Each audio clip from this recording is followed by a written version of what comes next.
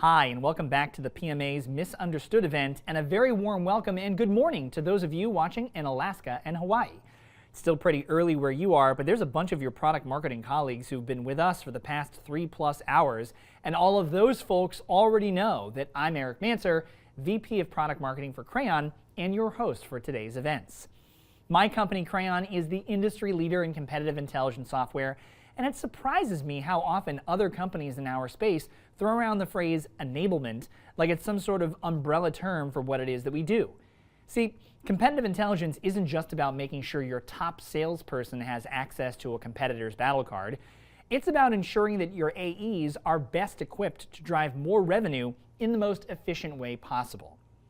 Data about your competitors is something that your account executives can learn from you, but what can you as a product marketer learn from your salespeople? Coming up next and delivering an answer to that question is a guy who knows quite a bit about that topic. He is a product marketing manager at Dropbox. Please welcome Zach Roberts, who's excited to tell you what product marketers can learn from salespeople.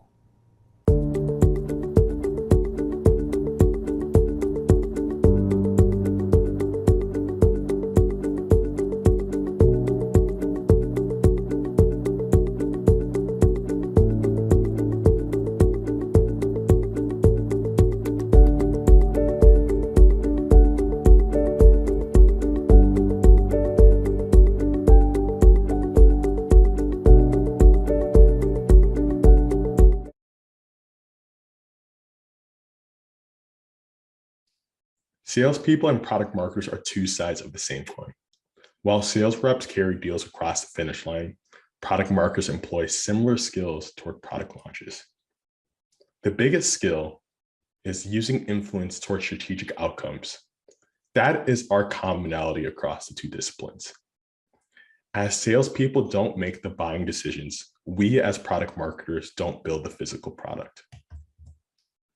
Our job as product marketers is to help make selling easier. With that in mind, it may feel we are the drivers while our sellers are just along for the ride. But let's take a moment to ask ourselves, what can we learn from sales? The best sales reps I've seen are the ones who practice ABC. Not always be closing, which is always great to see, but always being curious. That means for our sellers, they don't settle for face value answers from prospects and customers. They are problem solvers looking for the bigger picture, just like we do in product marketing. They are keeping an eye out for the finite details, the buyer's mood, the sentiment, the mood, the emotion behind the words that they are saying on the other end of the phone. That when we put it all together, shapes the big picture. So with that, how can we apply a bit of sales into our work as product marketers? My name is Zach Roberts, and before product marketing, I spent the last 5 years in sales straight out of college. What I learned then as a rep shapes a lot of what I do today in product marketing. Product marketing as a sales rep made my job easier, faster deal cycles, and greater lead quality. Two of the few things that helped on whether I hit quota or not for that quarter. This is why the product marketing and sales partnership is so critical. It is a two-way street. As a rep, I had to become my own product marketer to be an effective seller. With what I know now, what I've learned in sales has helped me be an effective product marketer today. I wanted to highlight the top 3 skills as part of the 2021 State of Product Marketing report, as these are the skills that also contribute to the success of a seller from my own experience: product positioning and messaging, managing product launches, and lastly, sales collateral. Throughout this conversation, I want you to hit on these main points and talk about how these skills can also help our sellers and what we can learn from them to help be better at these crafts. Sales and PMMs represent the voice of customer, not the voice of product. This reminds me of a story with my first few years in selling. I took on my first full cycle sales role, And in the training process, I was learning from one of my former colleagues back then. And he shared these words with me. We have the best product and teachers love it, as justification as to why we should be passionate about the product and why teachers should buy it. What he said, he is not wrong. But what he proceeded to provide a justification for it was a list of features that support that claim. Features for a large majority of customers is not sufficient to buy. So we need to ask ourselves these questions instead. How can we understand their buying triggers? Like, what prompts them to consider our solution? Because we as people, we don't buy features, we don't buy products, we buy solutions, we buy stories. And a lot of the work we do in product marketing speaks to that. Product features alone don't drive sales. If it were so, then both marketing and sellers would be out of work. So that leads to the question here is that if we're not here just to list features and talk out loud to them and drone on and on when they can simply get it off of a website without the support of marketing and sales, how do we position this? And the best way to do it is the question that always came back to mind to me when I was talking to customers. What problem is that feature solving for? I think of this quote a lot, not only because right now we're celebrating Black History Month, but I also think about this from the sense of selling. I know Miss Angelou was not thinking about this quote, wasn't thinking of the psychology of selling when she penned these words. But when you think of the sentiment, when you think of the feeling, one fact comes to mind. Nearly half of a sale depends on how your prospect and customer feels, according to the Science of Selling by David Hoffield. This is why messaging matters in sales, because it falls on sellers to identify what the buyer cares about, then share those benefits of the proposed solutions, and identify and share out how those features support them. We start with the message, we start with the benefit, and then lead with the features. The challenge that many of us see on the field and when we're talking with our marketing teams is that we want to justify the value with just features by itself, or just lead with features. Again, customers don't buy features. And from my experience in talking with customers, talking with prospects, is that how does that make them feel? And how do we gather those insights? It's through discovery. What I loved about selling and kind of missed now that I'm behind the scenes is that when I could talk to customers, when I could share the benefits, I could see, I could hear, I could feel like how they were resonating with that. This gave me the space to test and refine messaging. And when I could do that, I could identify areas on how I can further position this and tailor it to their world. Because in the end of the day, who cares what I think as a seller or as a marketer about what the product does or is supposed to do if it's not the best fit for the customer I'm talking to? With that in mind, salespeople can help us battle test messaging. What's working versus what's not? It's not enough to build it during launch and leave it be once the product is out the door. What does that look like? For us as product marketers, let's make it a goal each month to talk to or shadow at least 5 sales calls across our most junior to our OG tenured reps. Examine the deals that were won or lost. Get the play-by-play. What are the pain points that motivated the purchase? What benefit resonated most? And how come? Questions like this help to validate what's working and identify opportunities to further tailor our messaging and position it to segments or personas that present themselves across the sales cycle. Product launches. Oh, I love this too as well. It's like back when I was in seat, when I was a seller, I remember I would be sitting at my desk early morning trying to gear up for the day ahead. And I'd get that one call from a customer. And before I could say hello, it'd be like, what happened to the website? And I'm sitting here, I'm like, what do you mean? What are you talking about happened to the website? I'm in the same boat with the customer. And for many of us who have ever been on the front lines or have been in a customer facing role, you all may have experienced this too, that there may have been some change to the user experience and that went out the door, and nobody from sales to customer support may have been aware of it. So just to scrap up any like credibility report, just to maintain that relationship, I would just put out this futile quote and say, huh, I'm shocked too by what I'm seeing. Like I'm on the same boat with you. This is what I dreaded most about product launches as a rep, was being the last to know and then feeling that whiplash effect of having to play support, because that time playing support meant less time selling.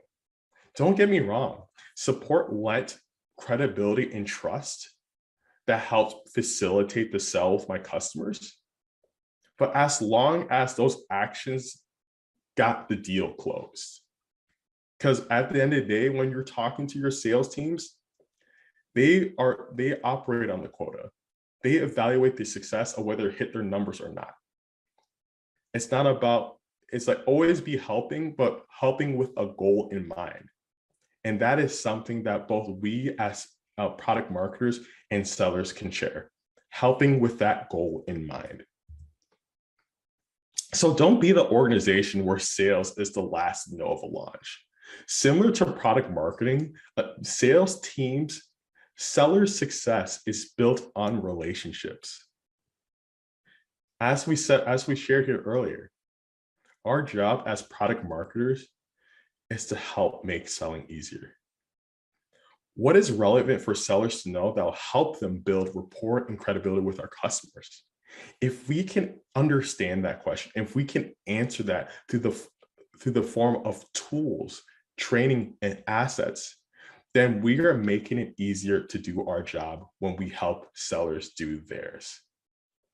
So when we think across these three avenues, the tools could be something such as identifying accounts, pulling out a spreadsheet of accounts where this new product may be relevant based off like the segment, the persona, the industry, training on how to talk about it. Like how do we share this news with our customers? What's relevant for sellers to know? And how will this position them to be the expert in those conversations? And lastly, we're going to talk more about this too, is collateral. How do we use collateral to facilitate these conversations? When I think of sales collateral, one pagers is the first thing that comes to mind. As a rep, I gravitated toward any collateral that saved me time to explain a feature or helped me socialize a new idea, product, or solution across decision makers. The challenge at times is that collateral has too much noise in it. It seems like we wanted to throw in all these features, all these ideas into a one pager that sometimes extends to 2 or 3. Then we hand it off to sales and say, use it. Without a clear goal of how it's going to be used, what to use it for, or what problem to solve it for. For me, when I was in sales, when I thought about any one pager, or not even a one pager, a demo, a customer story, if the question that I asked and that many of your sellers are going to be asking too is that, how will this help me move the deal forward? Like, and if it does, like how? Like, what is it doing for me? For the customer, what does the customer want to see? They want to identify the problem they care about most. Can they see themselves in it? in whatever narrative we pushed out to as well, in that one page or that demo, in that story, like, can they resonate with that? Can the reps then use that story to paint that picture? Because as we said before, it's not about all the time about what we say, but it's how that makes that person feel. Does it make them feel heard? Does it make them feel seen? And with that, like, that makes it easier to position that solution. Because if it's helped for a similar customer, for someone that's faced a similar challenge, then I guarantee it's going to work for me. So that's what's valuable to our prospects and customers. How will this solution at the end of the day help them either save time, reduce costs, or make more money? You'd be surprised at how these questions are helpful guides to bring whatever collateral we create to life. Product marketers talk a lot about solution selling to sellers. The question is how do we position our reps and make it easier to solution sell? Customers don't buy features. They buy solutions that are most likely going to help them win. When we do our jobs right, salespeople don't notice. And that is how it's supposed to be. No one recognizes error until we need it. Our work as product marketers is to help provide that air for reps to continue to deliver their best work. To do that, all we have to do is be a bit more curious of what that work entails for our sellers. Thank you all again for this opportunity to share this talk with the broader PMA community. And please follow me on LinkedIn. I'd love to connect and talk more about this topic here too as well. Have an amazing day.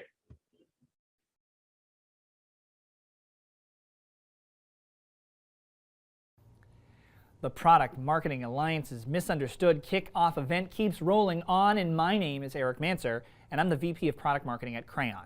Coming up next, a product marketer helps you understand your own personal product market fit, which is a topic that I'm really interested in, mostly because I work for Crayon, the biggest and most trusted provider of competitive intelligence software. In terms of product market fit, Crayon is the category creator. We were the pioneers in the space, and we're recognized as the overall leader in the industry by product market research firms like Forrester, through our user reviews on G2, and from the Product Marketing Alliance themselves, who called us, quote, the undisputed champion of competitive intelligence tools. Crayon found product market fit because we literally invented the market. But our next presenter takes that term and applies it to you, a product marketer who's looking to make their mark in a busy work environment. See, product marketing can look very different depending on the company. So how do you know when a PMM role is a good fit for you? To help answer that question, please welcome Jasmine Joam, Director of Product Marketing at Intercom.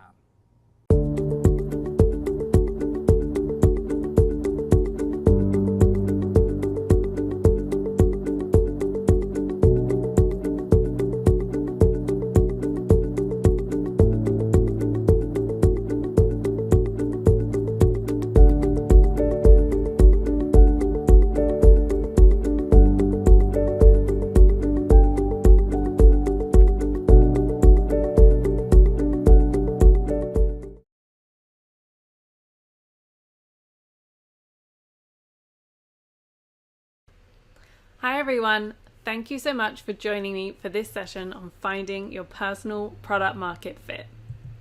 I'm Jasmine Joam, I'm a Director of Product Marketing at Intercom, and I have over 10 years PMM experience.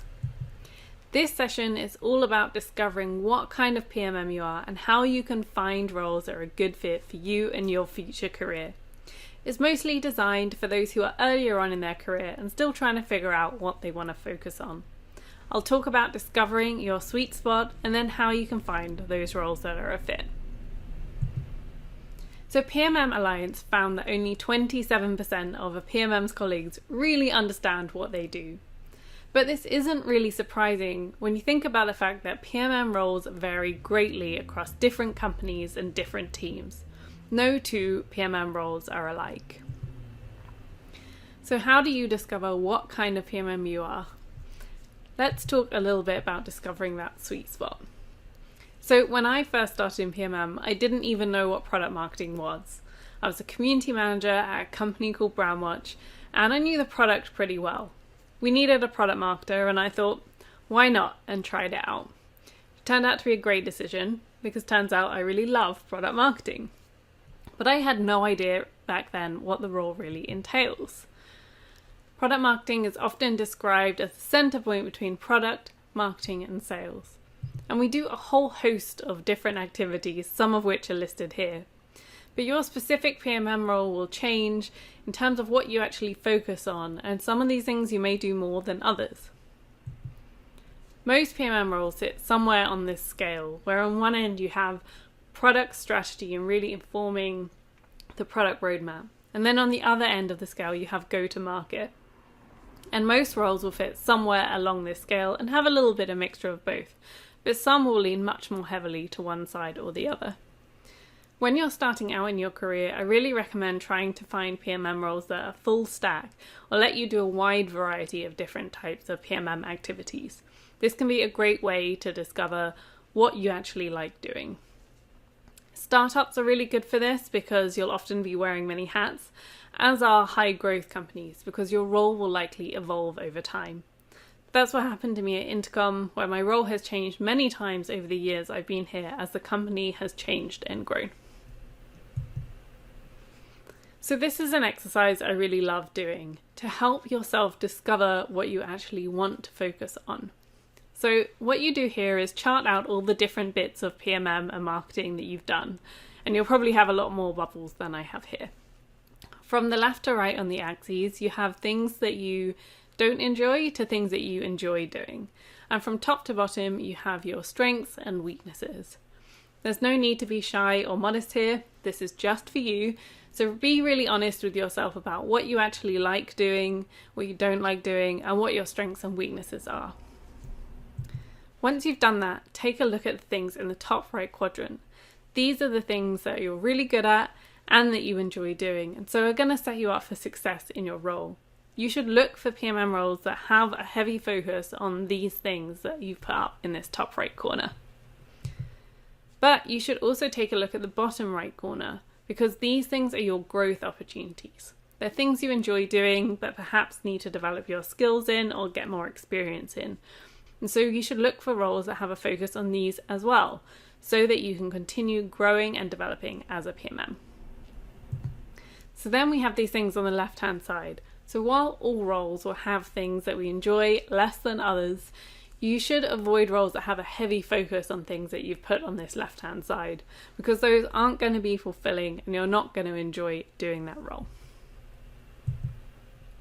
And so I recommend checking in and doing this exercise maybe every year or so to see how things might change over time.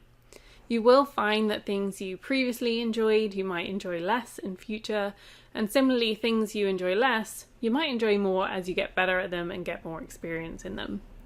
For me personally, when I first started in PMM, I really loved doing launches. I loved the excitement and coordinating all the teams, and I just found it really good fun and felt like I was learning a ton.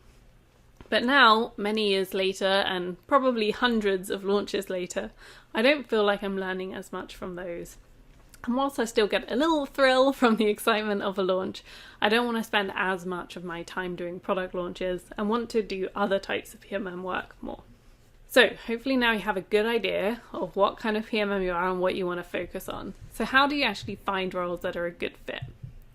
This is all about making sure you really understand the company and the roles you're going for, and asking questions so you can make sure that that role is going to be focused on those things you put on the right hand side of your chart. So one really good indicator is the focus and stage of the company. So product first companies, for example, are likely to have PMMs earlier on in the company's journey, and you're more likely to be working very closely with product teams. Whereas a sales-led company, for example, you might be working much more closely with the sales team. The stage of the company will also impact what type of role you have. Generally, early stage companies are more likely to have smaller teams, so you're likely to be wearing many hats and may even be doing work that isn't technically PMM.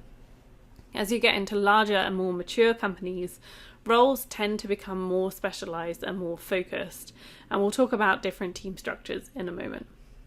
So understanding who a company sells to is also a really good indicator of what type of work you'll be doing. So for example, a company selling to B2B enterprise companies through a sales-led motion is much more likely to have a heavy focus on things like sales enablement. Whereas a B2C company that sells products through a self-serve model, less likely to be a focus on sales enablement and maybe more focus on things like customer marketing. The industry can also impact what type of marketing you'll be doing. For example, if there are regulations such as in healthcare or finance. Where PMM sits in the org is also useful to know. Most often, product marketing sits within marketing, but it can sit within product and in some other teams as well. And then knowing who your closest partners will be is really important as well. One of the great things about PMM is that we get to work with lots of different teams. And so this is useful to know in terms of who are my closest partners going to be, and hopefully you meet some of those people during the interview process as well. This can also change depending on some of the other factors we've just discussed. So for example, at Intercom, when I joined, we didn't have a corporate marketing team. And now we do, as we've matured as a company. And so now there's a lot more partnership with people like brand on things like our corporate narrative. So the role has really shifted in terms of who those partners are. I mentioned earlier about team structure. So knowing how big the team is and how the team is structured is really important, because it will help you know who you'll be working with within the team and what your focus might be within your role. So for example, some teams are very split between kind of segments and different products. Some are split between types of PMM work and will have specialist roles like competitive intelligence roles. So understanding what those other roles in the team are will help you understand how much of those different areas you'll be doing, whether you'll be doing a sort of full stack role or whether you'll be more focused on a specific area. And then last but not least, figuring out what your day-to-day focus will be can be really useful. So job descriptions can be kind of hard to understand, like what am I actually going to be doing?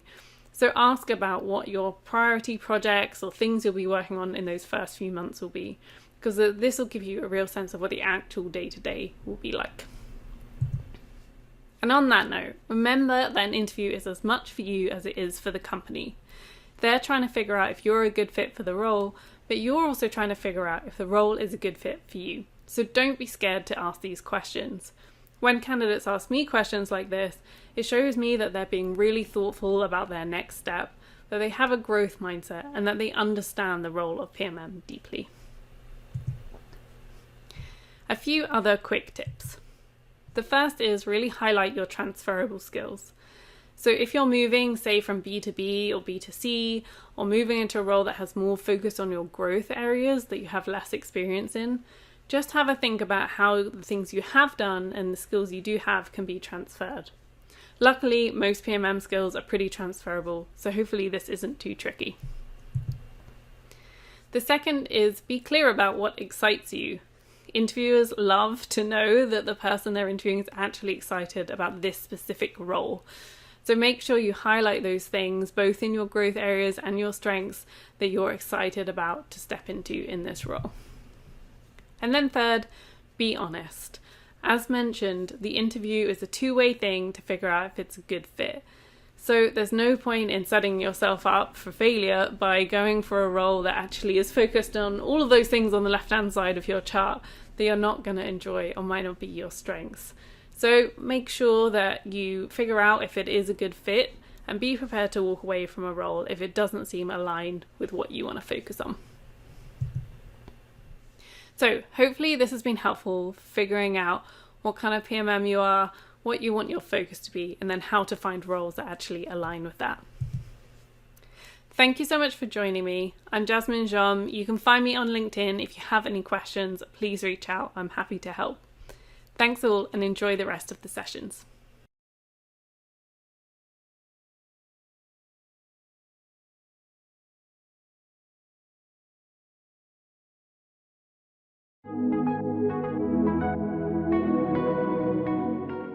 Are you wondering how to align the product marketing function at your organization? Do your internal teams have little or no understanding of what product marketing is and the benefits you bring to the fore? Are you sick of being misunderstood? Product Marketing Alliance's brand new book, Misunderstood, features first-hand knowledge, techniques, and case studies to help you demystify product marketing, elevate the function, and gain the recognition you and your fellow PMMs deserve. Learn how to effectively communicate the value you bring to key processes such as positioning, personas, segmentation, OKRs, and gain supplementary intel from the likes of Privy, G2, Hotjar, Intercom, Zendesk, Adobe, and Drift. Misunderstood is packed with takeaways that will propel the value of your role and the overall importance of the PMM function and isn't to be missed. Get your copy at pmmalliance.co/misunderstood.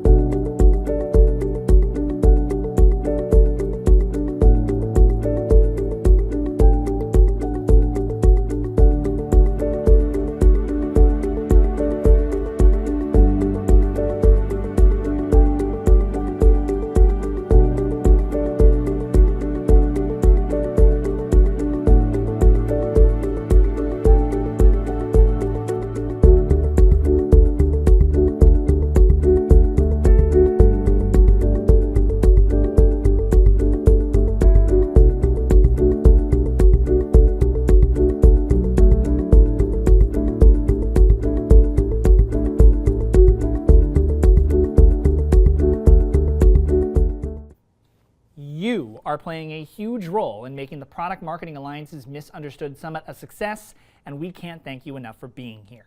I'm Eric Manser, VP of Product Marketing for Crayon, and your host for today's virtual thrill ride.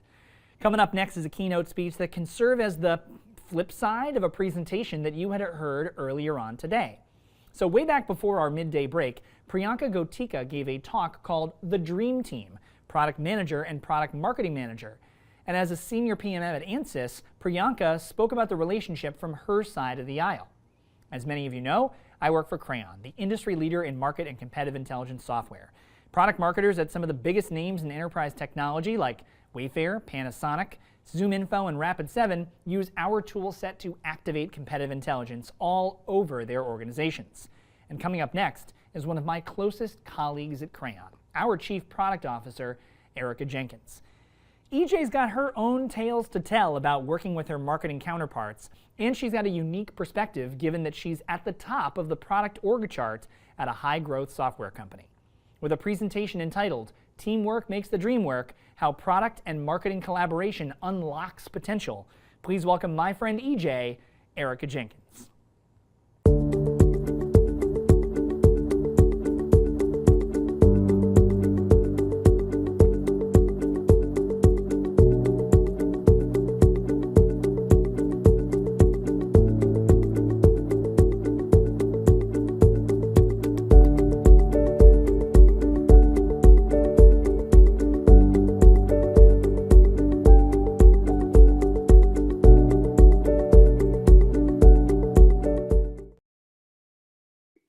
Hello, everybody, and a very warm welcome back to Product Marketing Misunderstood. We hope you're enjoying the day so far. We have another fantastic live session lined up for you right now from Erica Jenkins, who is the Chief Product Officer over at Crayon. So please do remember to put any questions that you might have in the chat and comment section during the conversation, and we can catch up on those at the end. So welcome to the stage, Erica, and over to you.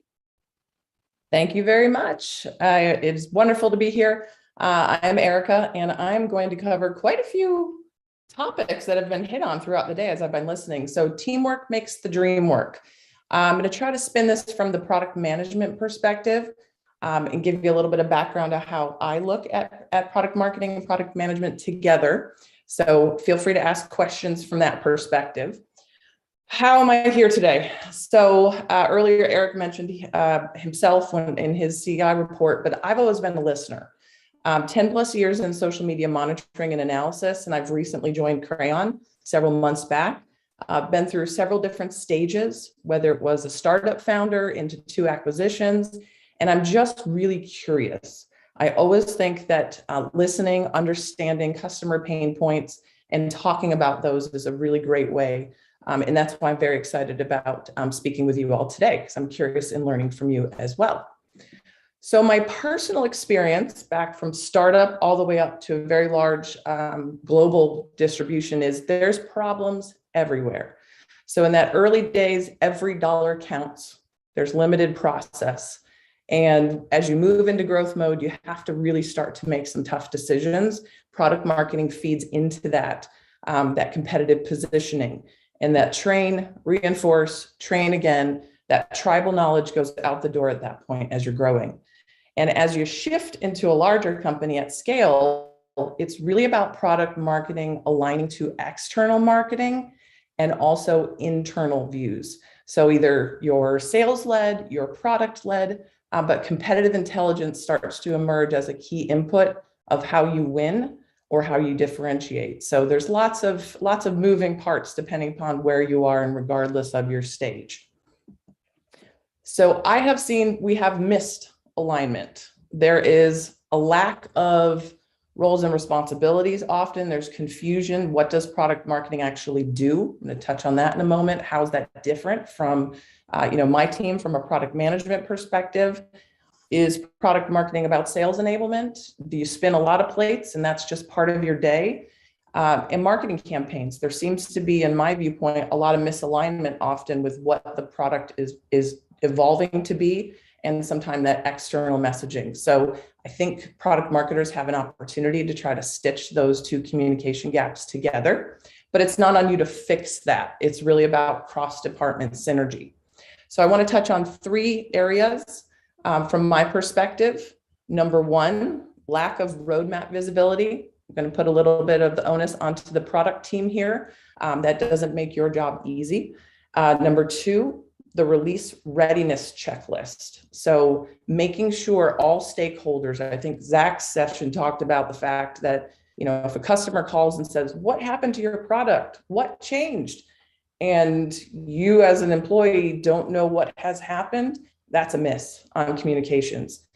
And I surveyed some of the PMA channels through Slack, and I want to talk about this whole ticket taker type concept. So let's talk about road or the lack of roadmap visibility. So how is a company supposed to be in sync if product marketing and product aren't sharing what's coming? Even worse, what if you as product marketers don't know what is coming? This is an honest pain point that I have had myself, and there is confusion that gets created.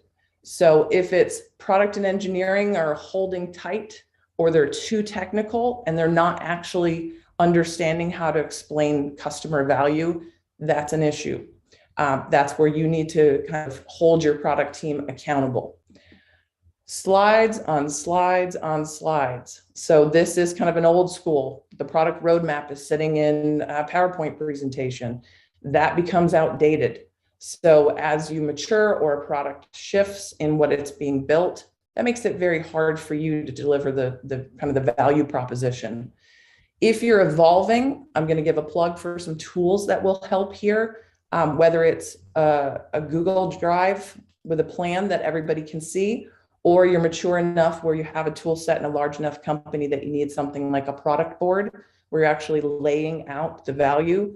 Even further, if you can put it in front of customers, that really will help lower that confusion. And we won't have the, are you sure it's coming, or are we sure that we're actually doing that? So this is something that makes your job difficult to be able to explain that customer value. And that's on product management to make sure we're being a great partner to you so that you can get your job done. Somebody earlier said in a chat that a product manager and product marketing need to be best friends. They need to know each other's grandmother's name. And that's really true, because it's transparency and communication on those shifts. It's not that you're late or something's not ready. It's just a cross-team initiative to understand the changes. No release readiness checklist. So who makes the go, no-go call? on things being released. You as product marketers are a part of that, but not the whole. And it's not really on your plate to do everything. But we know, I've seen it with my own personal team, the feature is done. Great, get it out the door. Product management is heads down. We have a lot of moving parts coming at us, making sure that we're building things correctly. But we need to make sure that support, that customer success, they understand that help documents are ready. The tone of those help documents is an area that I think product marketing can lean in on as a contributor. You don't have to own that, but it's important that your messaging in the product, within the help center documentation, and with the materials that are going into your sales teams, all align. So nomenclature, the same words, that's something that you can help create consistency with.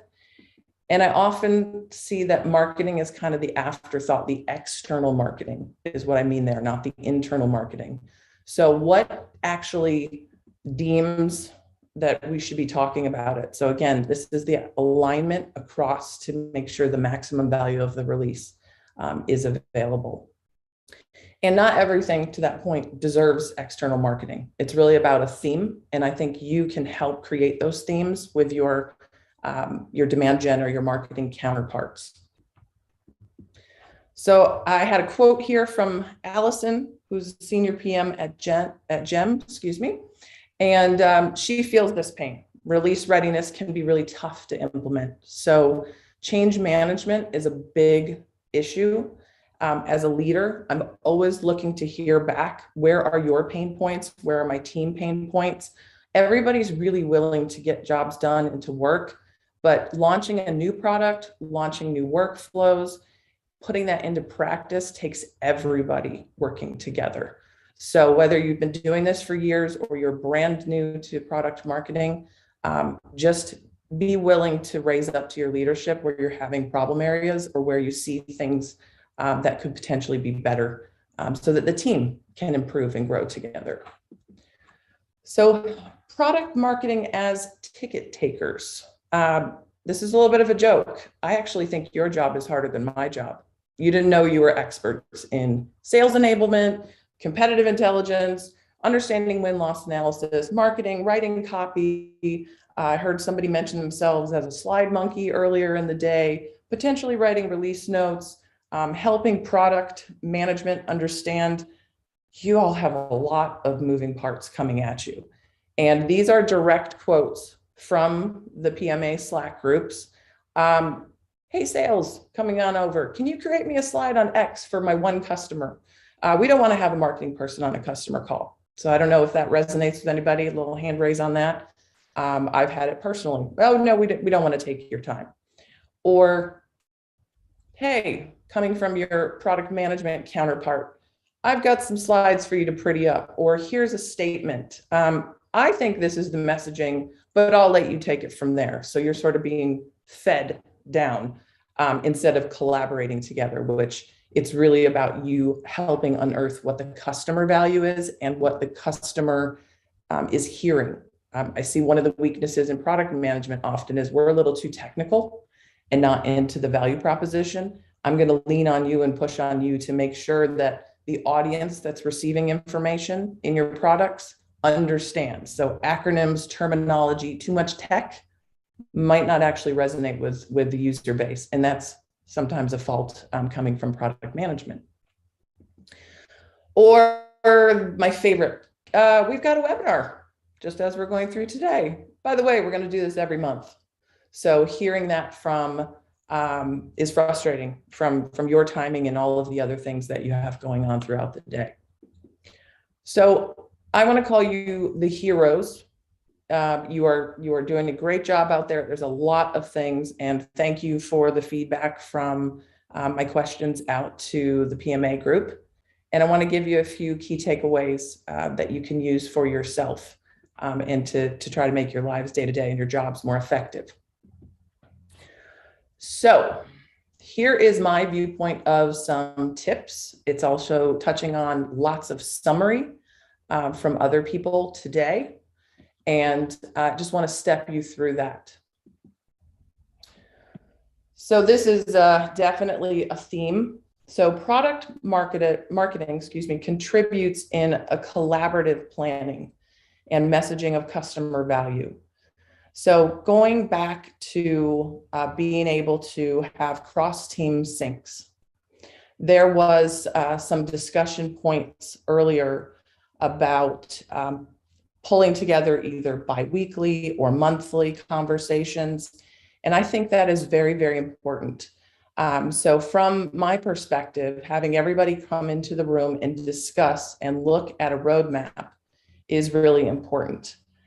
You need to hear and push back and ask questions. We need to ensure that product is hearing the customer pain point. So in our planning and our thinking, be bold, speak up at the table, have a voice, just as your user experience needs to be thoughtful.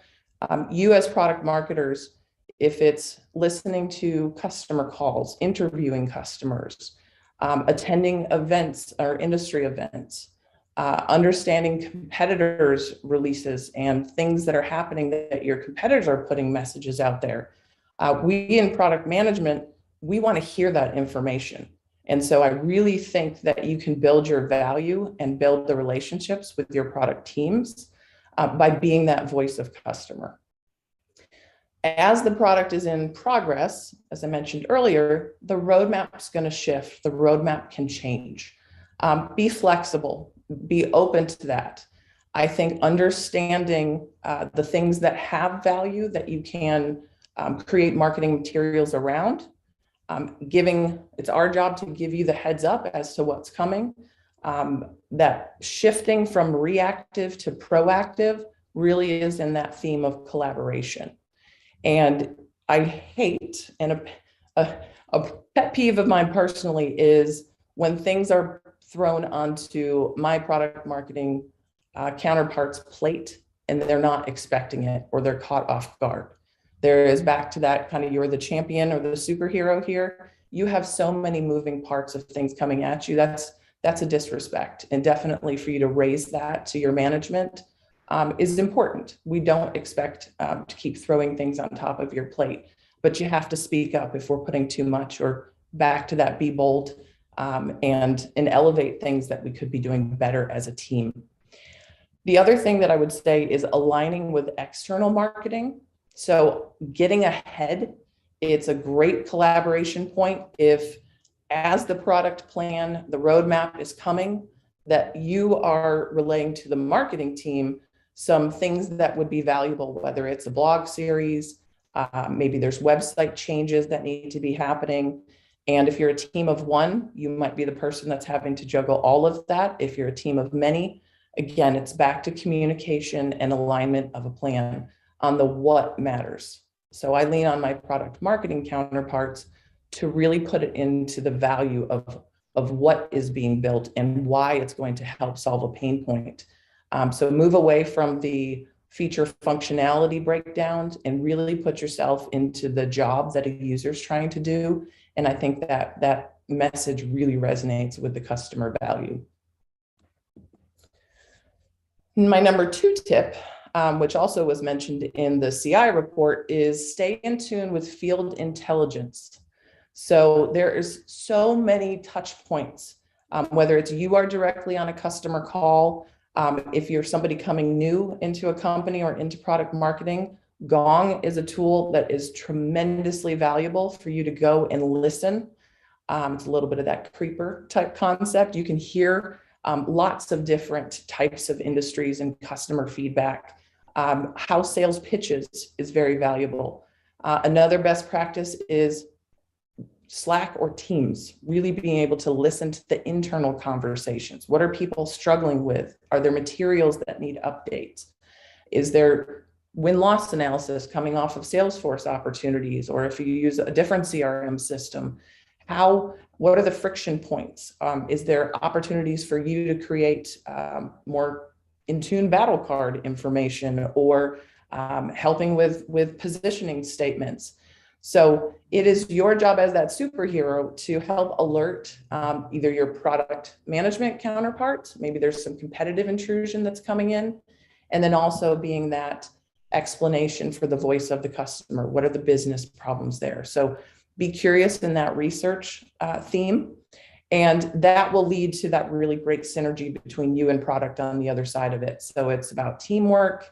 It's about being customer focused. It's about being market driven. And then you have that research to back it up. So if you can come with those best practices or those pain points and actually point to real artifacts or conversations with customers, you will be looked at as a much stronger advisor to the overall plan. So your input is definitely valued to the product team. And then context. So relevant context, and I'm going to spend a couple minutes here because this first point for sales, the average attention span, they are busy trying to sell things, is seconds. So battle cards are a great opportunity for you to put a ton of information, but who wants to read an entire wall of text? Too long didn't read summaries. So tell me now how I can win. I'm in a deal right now.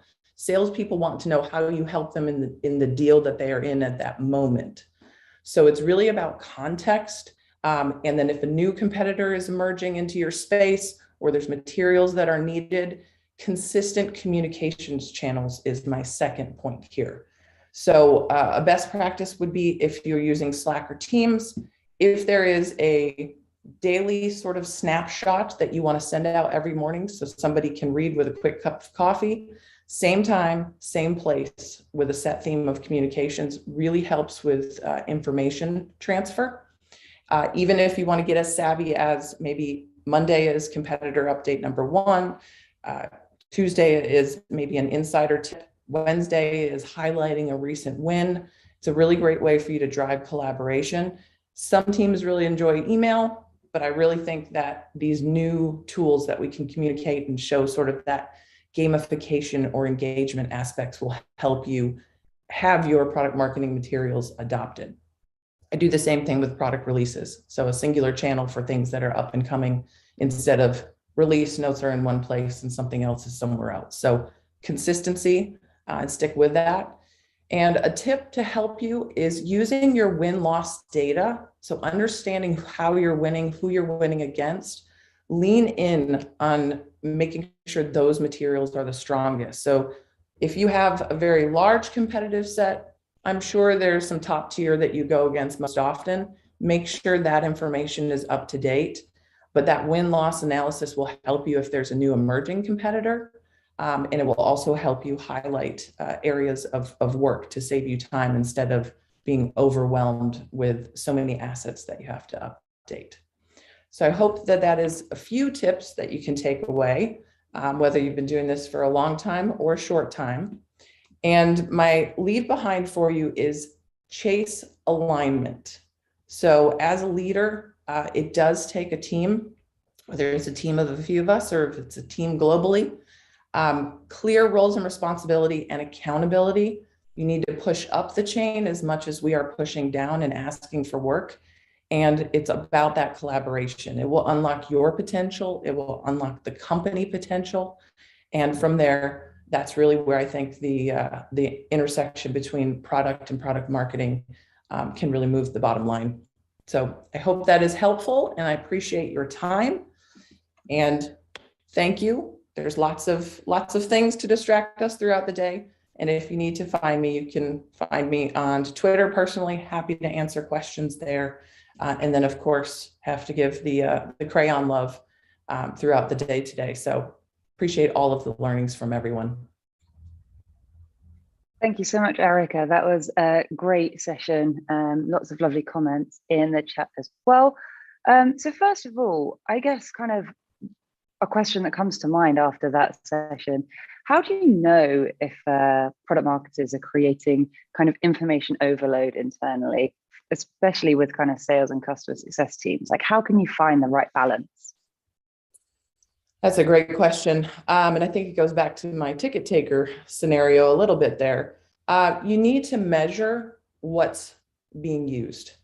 So again, looking at, if you don't have a tool like Crayon, as simply as shortening links that you're sharing out to assets through a bit.ly? How many people are clicking on those links? Are there comments potentially being left on a Google Doc, as an example?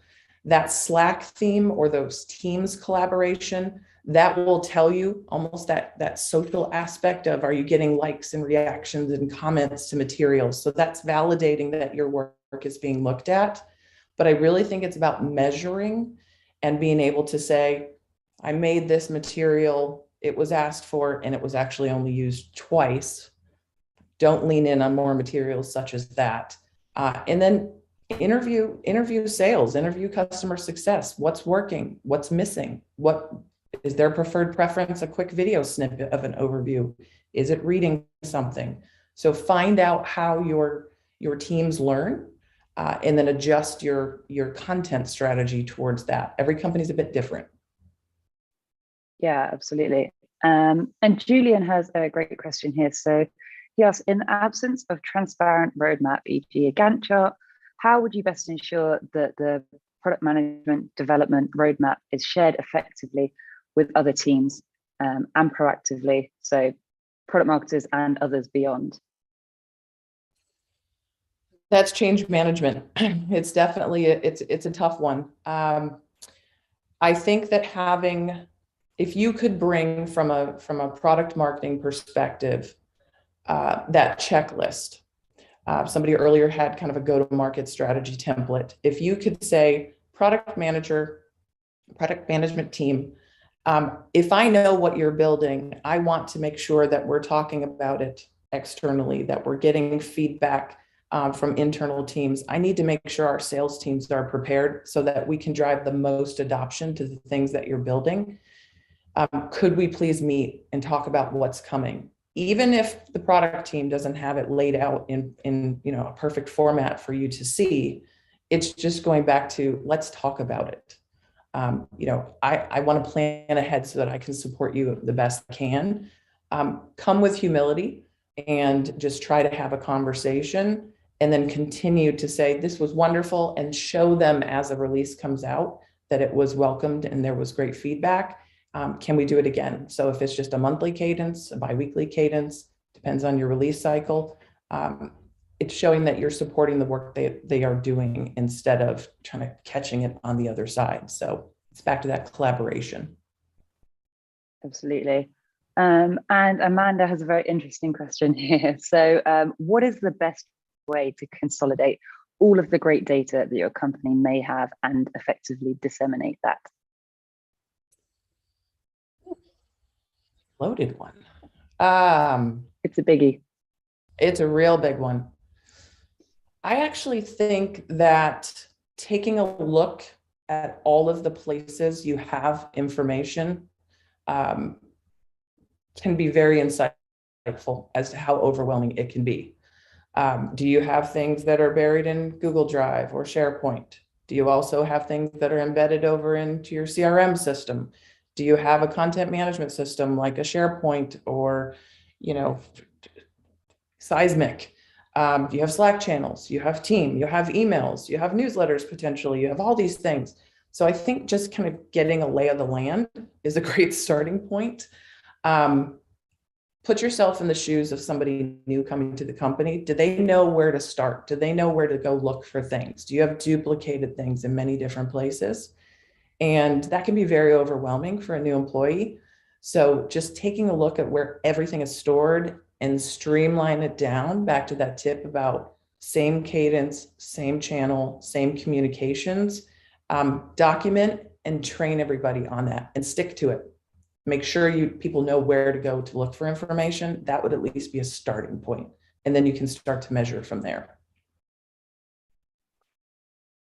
Yeah, absolutely. Some great advice. And Mariana is also asking, just how do you measure product evangelism? Again, quite an open-ended question, but an important one. These are heavy ones.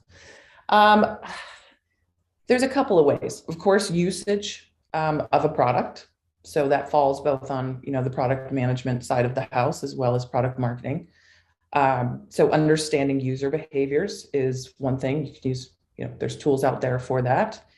There is understanding if there's in-app messaging. a guided app cues or walk me tutorial, how many people are using those.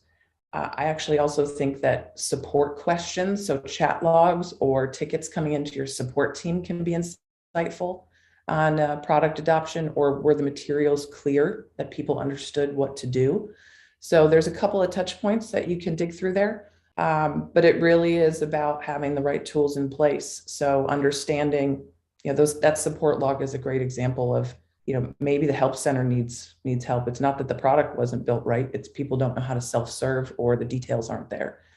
So taking a look at the full picture and then understanding where are customers or users asking questions is a good place to start.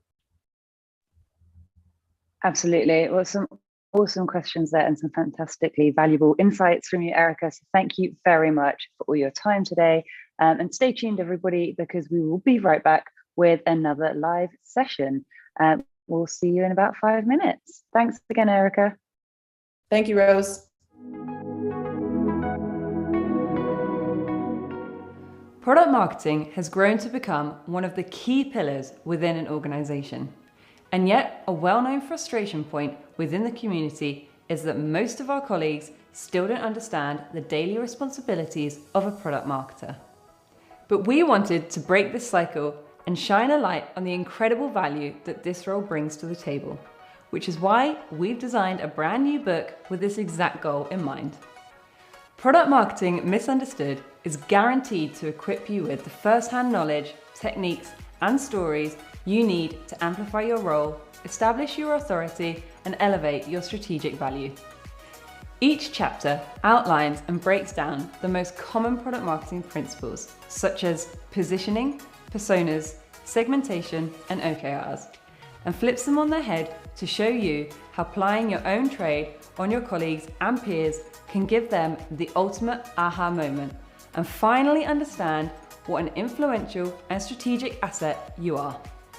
Page after page is filled to the brim with real-life actionable advice from the likes of Drift, Privy, Intercom, G2, Adobe, Zendesk, and more.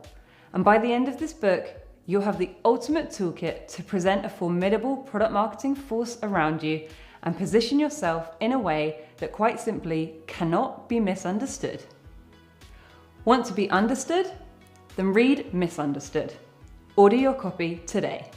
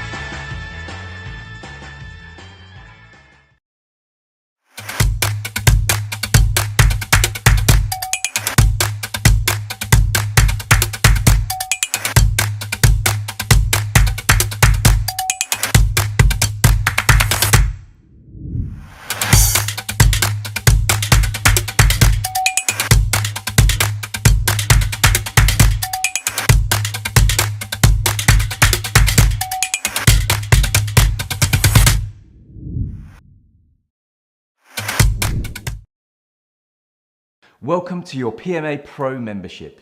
your gateway to continued professional product marketing development.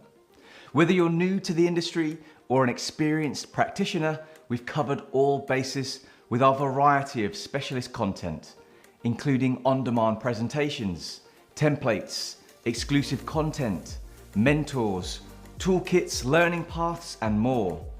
So let's take a look at exactly what could be all yours as a pro member.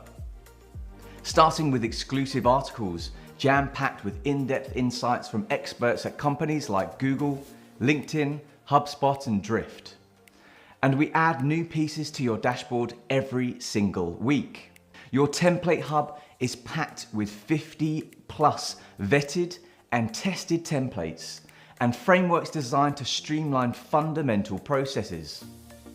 Used by companies such as Slack, Microsoft, Twitter, and TikTok, rest assured, you and your team will be equipped with the best materials to enhance your practice. And better yet, we add new templates into your plan every month. Here at PMA, we have a busy event scheduled year-round. And as a pro member, you'll get access to every presentation on demand to enjoy whenever and wherever you please. Better yet, you won't have to pay a cent to attend our virtual festivals and summits. The discounts don't stop there either. As a pro member, you'll also get 10% off our suite of certification programs. After a structured learning experience, then our product marketing learning paths and toolkits are for you. Whether you've got a positioning overhaul on the horizon, want to upskill in sales enablement, or plan for next quarter's product launch, each toolkit and path features presentations, templates, and guides that'll help you hit the ground running and continue your professional development furthermore. Moving on to our peer councils.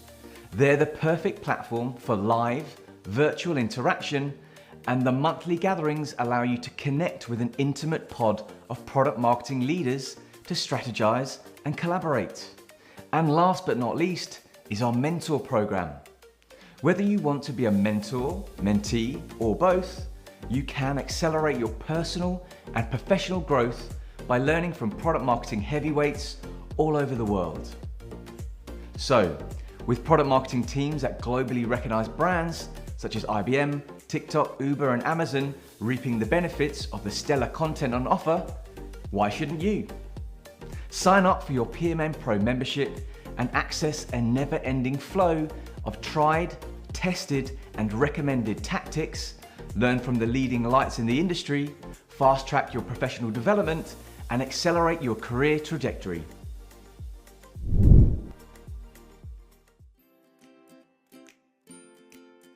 The Product Marketing Alliance membership is an incredible resource for product marketers with all types of experience. It's definitely a goldmine of information and resources, from the Slack community to the templates and resources. I can go out and see how are other people thinking about their growth strategies or product adoption. How are others thinking about the best ways to do customer interviews, or how others are setting up the content and customer advisory boards. There's some great real life examples that I can either make a copy of or take as inspiration and really make my own. Getting access to the videos and the templates is more than worth the cost, because you get to see what the top PMMs are doing and how they think. From persona frameworks to go-to-market templates to articles written by experienced product marketers, this content has become an additional resource to help me succeed at my job. My personal favorite is the mentorship program. It's definitely been a game changer for me. When I have some planning time available, I love to look at the different videos and conferences that they have posted.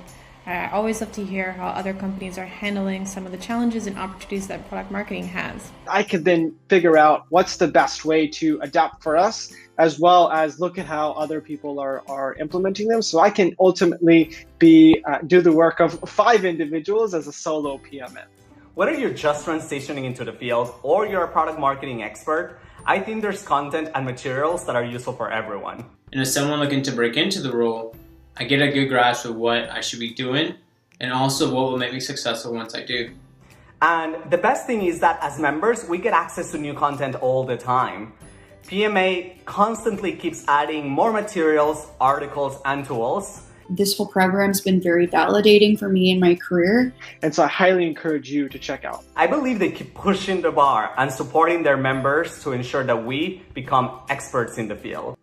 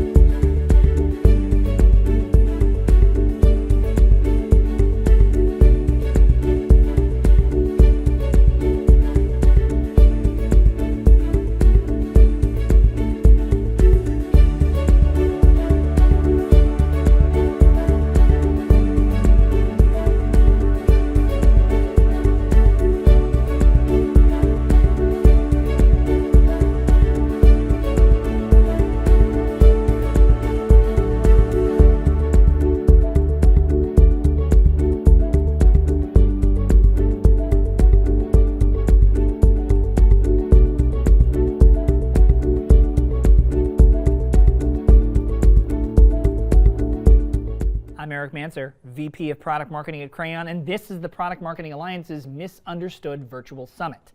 My company, Crayon, is proud to be the headline sponsor of Product Marketing Alliance's Misunderstood event, and we consider our partnership with the PMA to be an incredibly important one.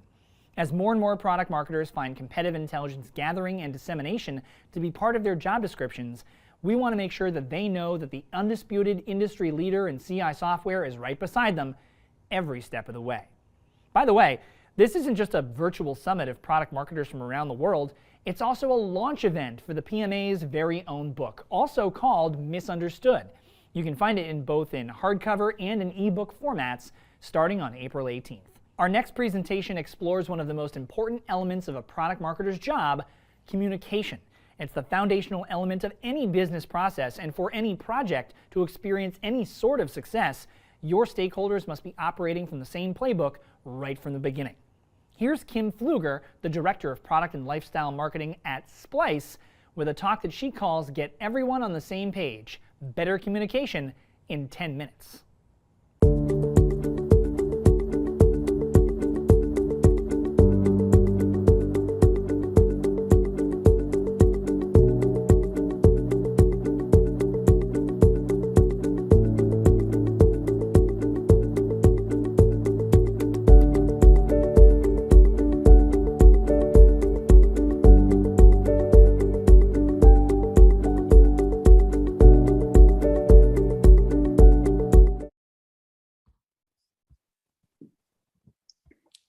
Hello, everybody, and welcome back to Product Marketing Misunderstood. We have another fantastic live session for you now. So do remember to put all and any questions in the chat box during the talk, and we will cover those at the end.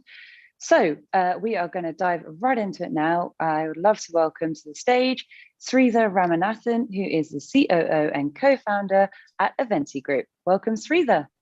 Great to see you, Rose. Thank you so much. And welcome, everybody. Thrilled to have you today at the Product Marketing Alliance. I'm Sridhar, co-founder of Eventi Group. We're a product marketing agency. All of our clients are big tech firms, pre-IPO, publicly traded firms. And we're all product marketing on this call today, this session today. And product marketing is the owner of go-to-market. That's what we're here to do. We are the growth architect.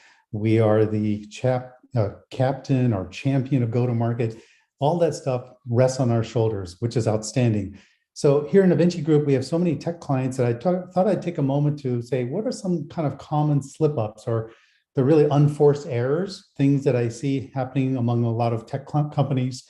And these are things that I know all of you today are already doing today in terms of good practices. So some of this may not be a total surprise, but there are 5 areas I really want to emphasize today where we could just do better. We can take our product marketing game a couple of notches up. So the first is in the area of messaging, and I'll go through each one of these one by one: content development, sales enablement, social media, and also channel partner enablement. So it's a different animal than sales enablement.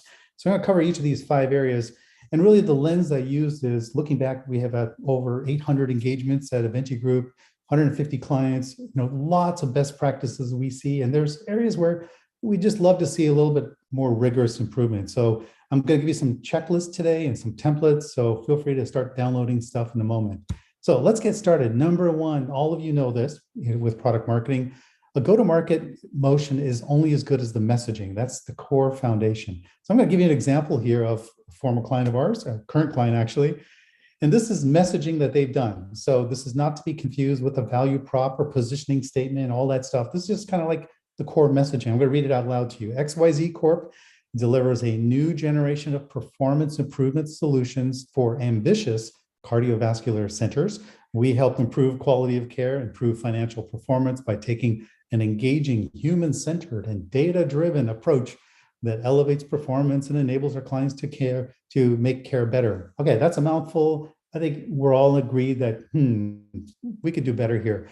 2 things I want to call out with regards to core messaging. Remember, go-to-market is everything post-product development. So it's sales, it's marketing, it's social media, it's advertising media, it's AR, PR.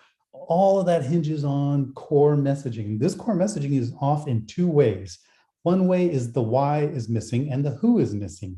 So I'm going to take a moment to go through the who and the why. Messaging is critical to get both of those correct. So let's cover the who first.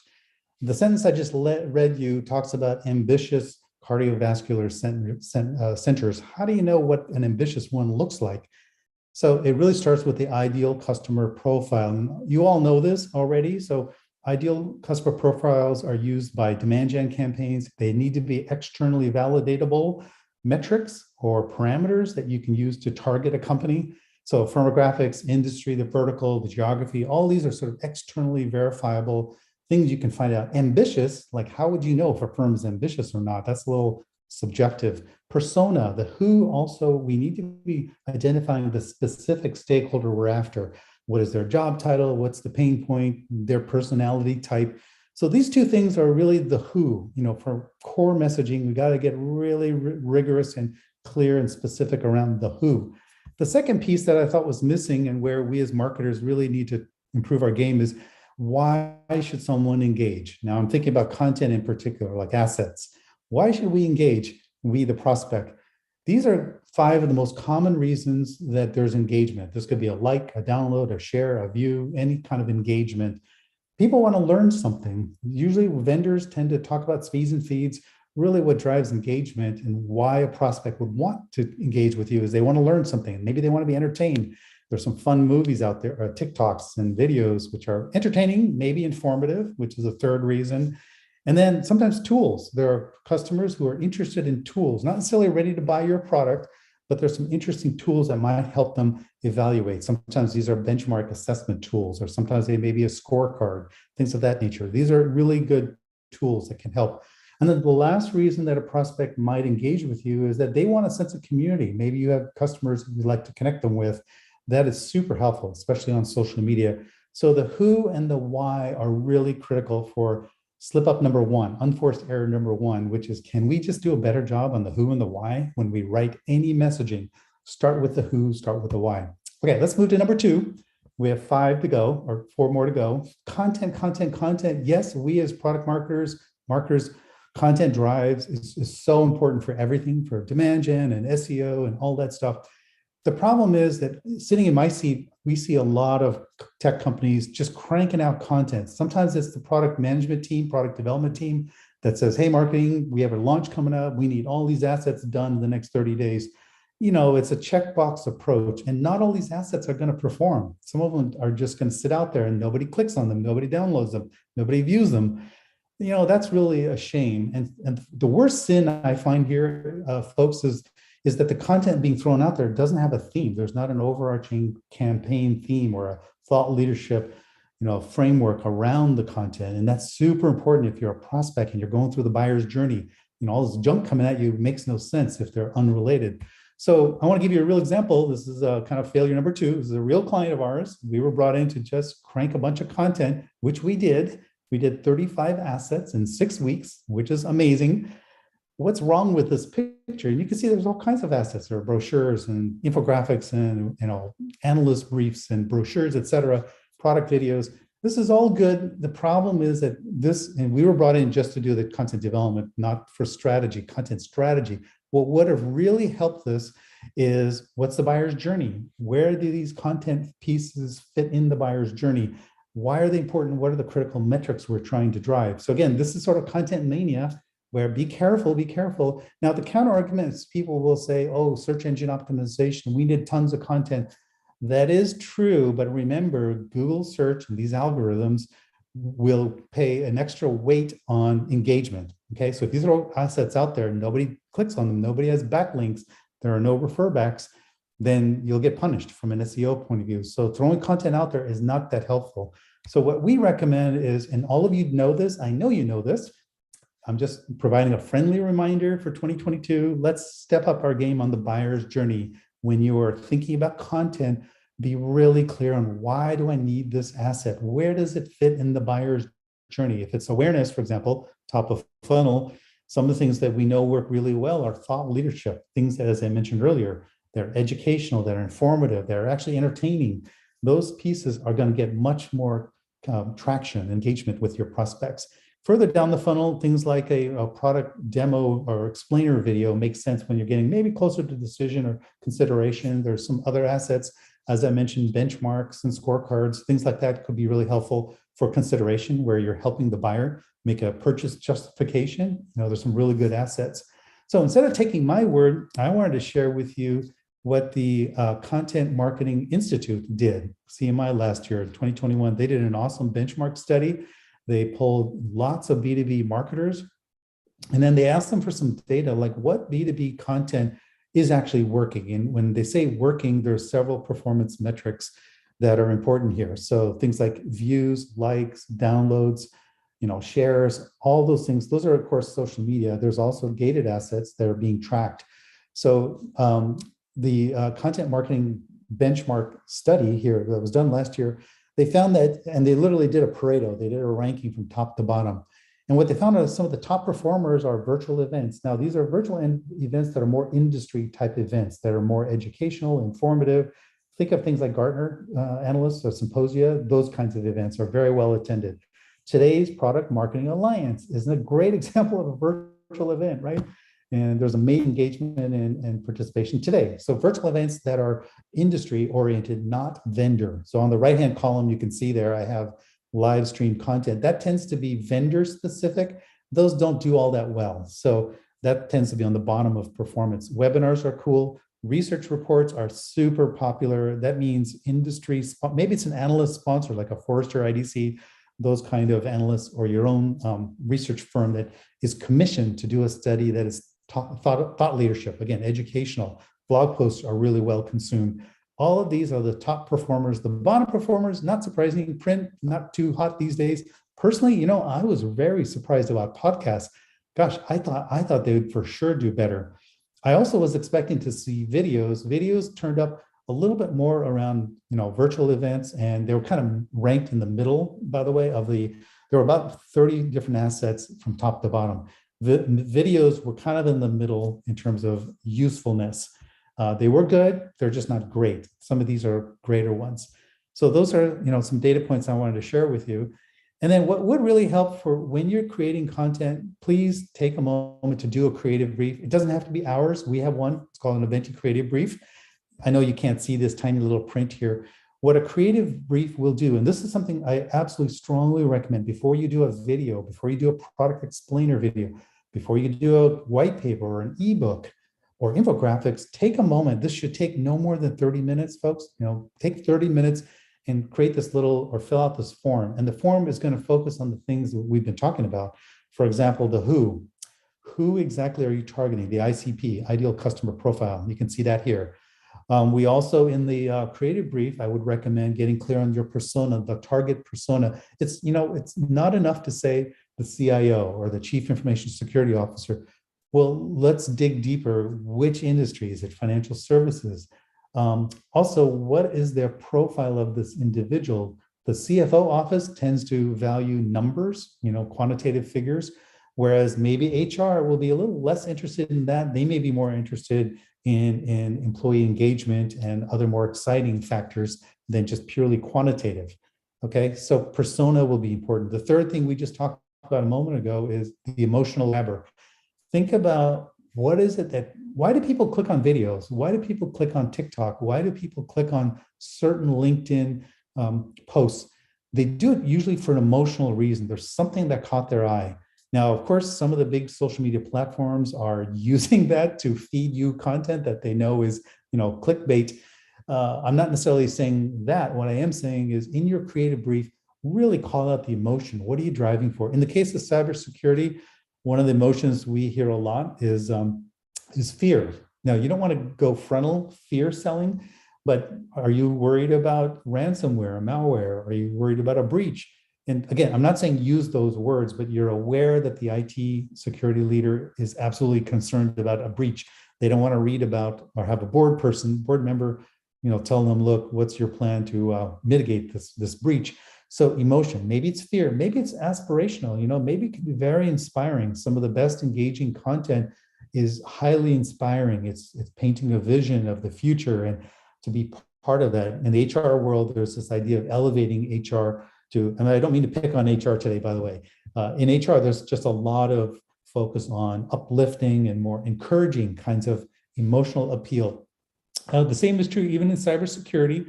There's this idea of being a hero or being in control of things. So sometimes military analogies really work well. So I just strongly encourage you to not skip over the emotional piece when you're doing a creative brief. Then there's other nuts and bolts in the creative brief, like what exactly is this asset? How will it be used? Where does it fit in the buyer's journey? What's the core message? By the way, don't forget the call to action. What is the call to action for you? Things like that are all in a brief. Okay, I'm going to move to number 3. So we just talked about content, and the importance of a creative brief.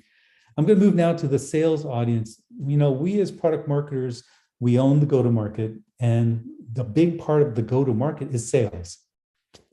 And sometimes one of our popular deliverables is a sales playbook, right? Sales training materials, battle cards, playbooks, customer presentations, cheat sheets, call scripts, all that stuff. Guess who creates that? Typically it's product marketing. There are also sales enablement organizations these days.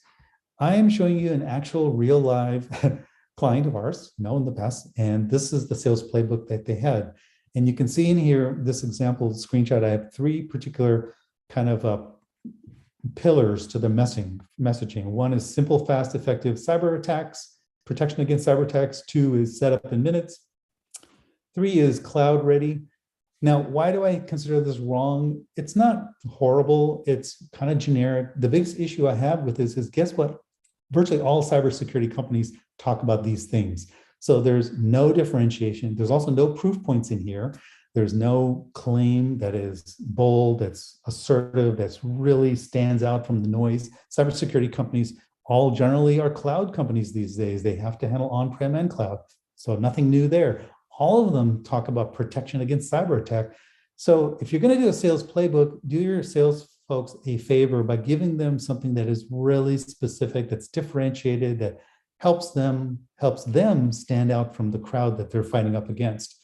So let's get into that a little more deeply here. Here are some common misses that we see in sales enablement. TLDR, my kids taught me this one. We have 4 teenage kids. Too long, didn't read. Sales reps in general, most adults, we're not reading a ton these days. So sales reps are not going to read a lot of prose. You don't want to have font number 8, with 500 words on a page. They're just never going to read that. So no long prose and tiny little fonts. 2 is marketing hype. Sales reps really don't appreciate using superlatives and all these adjectives. They just want the facts. Just tell me the good and the bad, because they don't want to be surprised in front of prospects, in front of customers. So arm them with objection handling. The sales reps these days are very consultative. The better ones are highly consultative. They lead the conversation with a bunch of questions. They will ask the prospect, hey, have you considered XYZ? So as product marketers, we can do a really good job offering up questions for and also helping with objection handlings. We can help them with competitive traps. Help the sales rep shine a bright light on your competitor's biggest weakness. What question would tee the customer to go look at that area, which is going to be a proven weakness? Information it's up to date. Sales reps will find the sales playbook is out of date within a month. It'll be out of date. It'll be obsolete. So as product marketers, we've got to keep that material current. So once a month at least, keep things, go back and refresh the playbook, go back and refresh the battle cards, call scripts, anything at all, at least on a monthly basis, preferably sooner. Lastly, sales playbooks, I can't tell you how often I see this, where you're treating all people the same, all sellers the same. They're not the same. A sales development rep, SDR, is doing a lot of outbound contacting. So they need really cool messaging, powerful, compelling, emotionally grabbing. An ISR, inside sales rep, typically they're not only qualifying deals, they're actually closing deals, typically tens of thousands of dollars, typically like $30,000 deals. They will close the deals. So they have different needs. They have needs on help me close the deal. AEs, account executives, they're doing 6-figure, 7-figure, very large, complex deals. Their needs are going to be very different. They need help with the whole consultative process. CAMs, channel account managers, they're selling to the channel partners sales reps. So there's one step removed from the end customer. So they've got to talk about channel partner benefits. And then lastly, there's the renewal, upsell, cross-sell, expansion rep. So you can see here, I'm just giving you an example. Don't treat reps all the same in your playbook. I recommend one chapter for each of these different kinds of sales personas. So 7 key points for you to take away on sales, folks.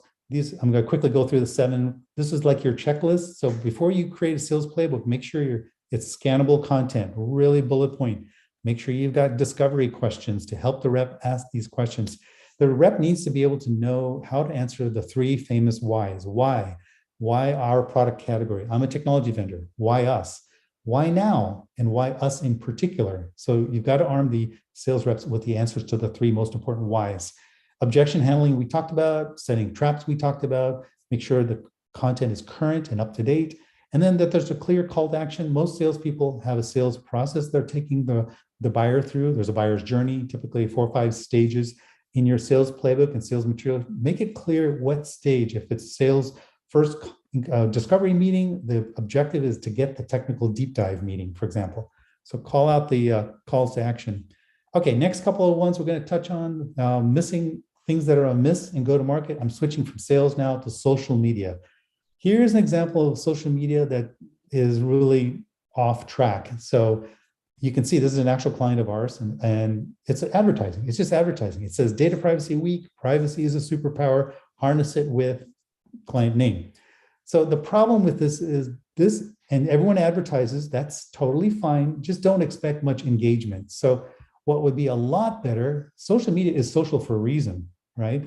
So just briefly, here's an example of 2 leaders in the industry. They're having a conversation about TikTok and how TikTok is being actually used for B2B activities. People are going to TikTok. So the point here is find out who the leaders are, the influencer, play in their sandbox. If it's a Gartner analyst, what is the Gartner analyst tweeting? What are they blogging about? Listen to what they're blogging about and comment, and not just sort of superficial things, but sincere, authentic, good engagement with those other influencers. Approach it with the customer in mind. Make sure that what you're doing is informative, educational. We talked about inspiring. It's not all about us, the vendor. It's about that end customer prospect. Listen, listen, listen. Social media is really about a lot of listening instead of talking. See what people are talking about. I'm going to wrap with the last slip up, and that is channel partnerships. Sales drives a ton of business through and with channel partners. Here's an example of a channel partner webpage on a vendor. Okay, and you can see what they've done is just sort of two levels. There's a select partner and an advanced partner. What's not good about this is what's in it for the partner. Like, why should I even engage? Like, you're not making this at all interesting, so I'm not even going to bother. What would be better is, I'm just going to go right to the better example. Atlassian here. Atlassian is a fantastic company. Their stock price is going through the roof. 100% of their sales goes through and with channel partners, a variety of channel partners. So I'm just showing you one type of partner, which is called a solution partner. You know, it's kind of like value-added resellers, but they're doing a lot of services. What you'll see here that Atlassian is doing fantastically is the why. They're making the why really clear. IT service management, ITSM. Here's the opportunity for you, channel partner. Here's the why you would engage with us, what you're going to get from us. Here are the benefits. So they're all about the why, what's in it for you, and they're just doing a fantastic job. So here are the 6 tips for you on your checklist for the day. Anytime you're dealing with channel partners, let's suppose you want more than 60% of your revenue to go through partners. You got to nail the what's in it for your partner. Why should they care? Gartner Group, actually CRN Magazine, Computer Reseller News, talks about the typical channel partner has 40 vendors that they work with. 40 vendors. You're one of them. So really nail that what's in it for them, because they have 39 other options. So you need to tune your business value proposition to that partner, why they should care. Tune meaning if they're a global system integrator, that is very different from a managed service provider. MSPs may care about multi-tenancy, for example, and investments and those sort of things. We need to give to get. Give means invest in the partner. You may need to drive leads to them, give them opportunity registration, give them some marketing development funds, close the first 10 deals for them, do the work upfront. You have to invest in the partner. Remember, the point here is to mentor and educate, work with a partner rep, make them look good in front of their customer, and ultimately make it easy to do business with you more than the other 39 other vendors that they could be working with.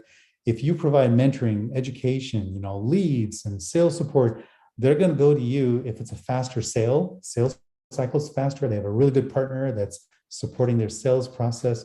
And then its accountability point is a mutual accountability. The partner is going to do what they say, you do what you say, and that partner will rely on mutual results that you're driving. So these are 6 points to keep in mind. I know we went a bit fast on this. I hope what you saw today are 5 key areas as product marketers. We really need to how can we improve our game? We're already doing this stuff. We're already doing messaging, content dev, sales enablement, social media, and then channel partner enablement. The question is, how do we improve the quality and the quantity of this contribution for each of these specific areas? So today I gave you some tools, tips, techniques that you can actually download, these checklists, and I highly encourage you to try it out this year. See if we can take our game up the next level. So with that, Rose, I'm going to pause and ask if there are any questions in the chat. Awesome. Thank you so much, Teresa. That was a great session. Sure.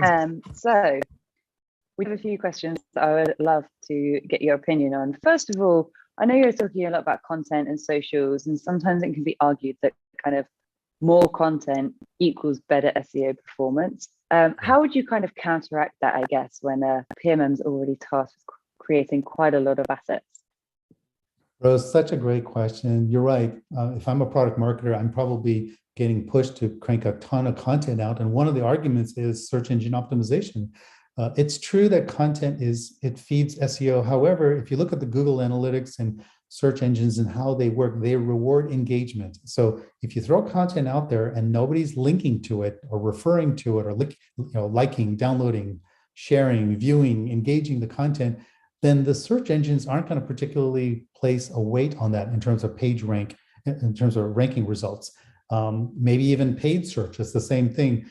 So yes, you want a lot of content, but it has to be content that is engaging and causing interaction out there. So content for the sake of content isn't going to help your SEO. So this goes back to the things that we talked about, Rose, earlier, like how do you create content that people care about? It has to be compelling. It has to be interesting. It has to be valuable. It has to be entertaining. It has to be informative. All of those things cause people to want to look at the content, and the search engines will respond and reward that kind of engagement. So that's the balance. Absolutely. And there's kind of an ever increasing competition for our attention nowadays as well. So another question we've got is kind of, do you have any specific advice for PMMs working with very technical products? With very technical products? Yeah, I know that a lot of your kind of content was around simplifying messaging, so maybe along that thread. Yeah, that's fair. Well, all of our clients are technical, very, very technical. I mentioned cybersecurity. Our clients are all B2B tech firms. Technical content is absolutely fine. When I say simplify, I don't mean dumb down to the point where it's generic. Remember the example I showed you earlier? Let me just quickly go back to this. This example here, this is a very technical product, cybersecurity, but it's so high level and generic, it's not helpful. If you're dealing with a technical buyer, a really technical buyer, let's say it's a security architect, then use really good proof points that will matter. So like mean time to detect a security breach, for example, MTTR. So I just encourage you, if you're going to have a technical audience, you need to have technical speak, that's fine. Just make sure that it's grounded in differentiators and proof points and evidence that technical buyer is going to find useful. So I'm not saying that technical content, there's also a ladder. So a CIO, CFISO, C-level people need a little bit higher level, more business-oriented content. Someone further down the organization, like a security architect, or maybe they're a data scientist or someone further down the chain, they're going to want much deeper technical content. And that's where things like technical white papers, architecture blueprint papers are really helpful. They're just not necessarily what you lead with. You lead with higher level content, and then it's like breadcrumbs. Leave a trail to let people get further down the technical track as they wish. Yeah, absolutely. And there is a couple of questions around the channel partner best practices that you were discussing. So first of all, there's a question, are there any other bits of content or webinars specifically around this area that you can recommend or share? Yeah, so this goes back to informative educating over here. What channel partners need is they need and want assets that allows them to go to their customers with, hey, did you know this is the big trend going on? And here, for example, it's a new compliance regulatory requirement, and you, customer, are going to be affected by that. And let us tell you about this new regulation that's just come down. So this goes back to content that helps your channel partner provide educational and informative content to their customers. So if you could do a webinar, for example, on some new regulation that came out, or maybe it's a disruptive technology that has interesting prospects. Right now there's a lot of work from home, WFM, WFH, work from home. As a channel partner, you may need to provide your customers with ways that you can help remote work. As an example, talk about this big trend, people are wanting to work from home. How can you, customer, transition to that environment? And we, the channel partner, have some solutions to help you. So webinars, white papers, ebooks, those kind of content that is not all about your company, you, the vendor, technology company, but more around the customer's transitions and change and pains that they're going through. It will be much more useful. Great, and there's a follow-up question on this section as well. On the partner topics, any advice how to do successful enablement of partnership sales teams internally? Can you repeat that question? How to Yeah. Any advice on how you do successful enablement with partnership sales teams internally? Internally, okay. Yeah, this is like the channel account managers. The channel account managers, or CAMs. Remember we talked about that? Going way back over here. CAMs are one of the sales, these are internal salespeople. Rose, if I understand your question, you're asking about internal channel account managers. Is that correct? Yeah, I believe so. Yeah. Well, we've done, here at Avinti, we've done multiple channel sales playbooks that are intended for the channel account manager. So let's suppose you have a channel account manager that is responsible for large global system integrators, like maybe Accenture or Deloitte, those kind of companies. The channel account manager in your company, this inside of your company, needs to know what is the business value proposition to, I'm going to use an example, a Deloitte, a global system integrator. It goes back to help arm that the CAM with business value propositions. Also, again, with thought leadership is, well, what are some of the trends that are going on, the new insights, data, research, industry analyst reports, things like that. Again, it's all a little bit top of funnel and mid funnel content to arm the CAM, channel account manager. And what really helps channel account managers is not just webinars, internal webinars, but a portal where you're constantly drip feeding really interesting trends, infographics, maybe some cool videos, things like that, because the channel account managers are constantly trying to kind of drip feed to their partners, their channel reps on the partner side, content that they're going to find useful and engaging. Because sometimes partners also do newsletters. They will do LinkedIn groups, et cetera. So channel account managers need assets. They need content that they can actually send along and is consumable to the partner and through the partner out to the end customer. Yeah, absolutely. Well, that was some awesome advice. So thank you so much again for joining us, Sridhar. And we will be right back with another session right away. So thanks again, Sridhar. And yeah, stay tuned. Thanks, everybody. Have a great day. Thank you, Rose. Bye. Bye-bye.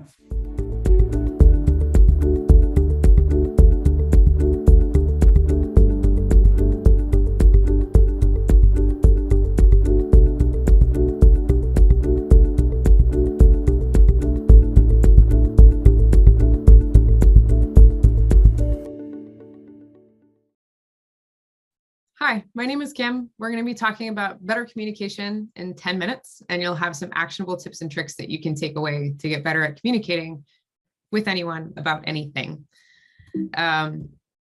This is me.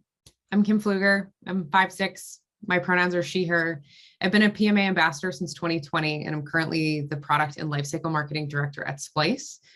Splice is a cloud-based music creation platform which includes a world-class sample library, just a gigantic sample library of anything you could possibly imagine for audio production, virtual instruments for music creation, and an on-demand music production education library. I've run product marketing teams at various different tech companies, including ones in the music technology space, cybersecurity, and HR. I've dabbled a bit in PMM, PM, and being an Agile coach. Actually, being an Agile coach is where a lot of these different tips and tricks came from. I've owned a small business, and since we can't mingle, I'm also a singer, musician, and gardener. And this is also me. If you like hard rock from the 90s, let's chat. So why is this relevant? Particularly at a PMM talk, you're probably all familiar with this diagram. This is something that I'll use with teams basically every time I join a new organization or anytime we need a refresher on what the purpose of product marketing is. And communication is at the center of all of this. So how do we prepare communication for success? There's 3 particular things that you're going to need in order to make any communication successful. That's going to be an objective, context, and the right people. As an objective, you really want to understand what you're trying to get out of a conversation. It can help you navigate a little bit better, particularly if it's not going to go the way that you hoped it would go. And it's going to help you really narrow in on the types of conversations that you want to have and how to guide the conversation. This also helps to have in meetings, not just an agenda, but a goal and a way that you are pushing conversation to go. On the context side of things, it's really important to make sure that folks know what's going on around the question that you're asking or around the piece of information that you're asking. So as an example, I got this particular Slack from a coworker the other day. Hiya, do you know if we have a trend line of market share in our TAM for each product we offer in the US? Seems like a good question on paper. You could start to answer that. But what would be better is, particularly if this is a new person or somebody you haven't talked to before, ask more questions about the why behind the question. Likewise, if you're asking a question for somebody else, adding appropriate context around the question can help make sure you're solving the right problem. There may be other assets, resources, or people you should be talking to that can help you ask a different question in a different way that doesn't send communication sort of spinning into a rabbit hole. And then the right people.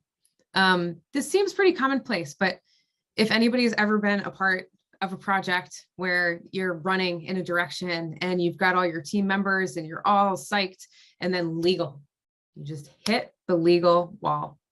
We forgot to include legal. Doing the due diligence at the beginning of the project or problem helps you understand who really needs to be involved and at what stage. And we all like to keep things sort of small, like, yes, that's efficient. But in the case of transparency, inviting people in actually makes things a lot more efficient. It might not look like that upfront, but if you say to the folks you're working with, hey, like, who do you think needs to be involved? Who do you think needs eyes on this? And set the proper expectation for that person, you don't end up hitting a wall later where you have to go back and redo a lot of the work that you've already done. So an objective, context, and the right people will help you basically do anything at any point. So here are a few ways that you can kind of get to having these three things in place. Putting your journalist hat on, who, what, where, why, and how. So making sure you really know, taking the 30 seconds, 30, 45 seconds, writing down in your notebook or your notes or in the brief as you're starting to understand what it is you're trying to do. Who needs to be involved? What are you trying to accomplish? Where does this need to get done? In what channels or in which departments? Why do you think you're supposed to do it? And like, how is it going to be? How do you think it's going to be executed? So all of these give you a little bit of a framework to walk into the conversation with and maybe help you form your objectives and help you form the context so that people feel really comfortable in the narrative that you're going to be driving them through. One objective and 3 solutions. This is one when somebody doesn't have time to get the proper depth of context, like for example, an executive or a team, like a very cross-functional collaborative team. If you're trying to solve a problem or you're proposing an objective, sometimes bringing solutions to the table ahead of time actually expedites the conversation to a point where it doesn't start to spin off track. So if you've ever brought a problem up in a meeting with a bunch of different departments, you'll know that unless you're actually actively restricting the problem space to conversation, you end up with a bunch of people trying to problem solve on the fly. I've seen workshopping of copywriting down to the single word when we're trying to talk about a whole experiment. I've seen people workshopping a subject line that are from finance. It can get out of hand very quickly. So having a few options for people to look over and consider can help focus the conversation, actually get you to the objective a lot quicker.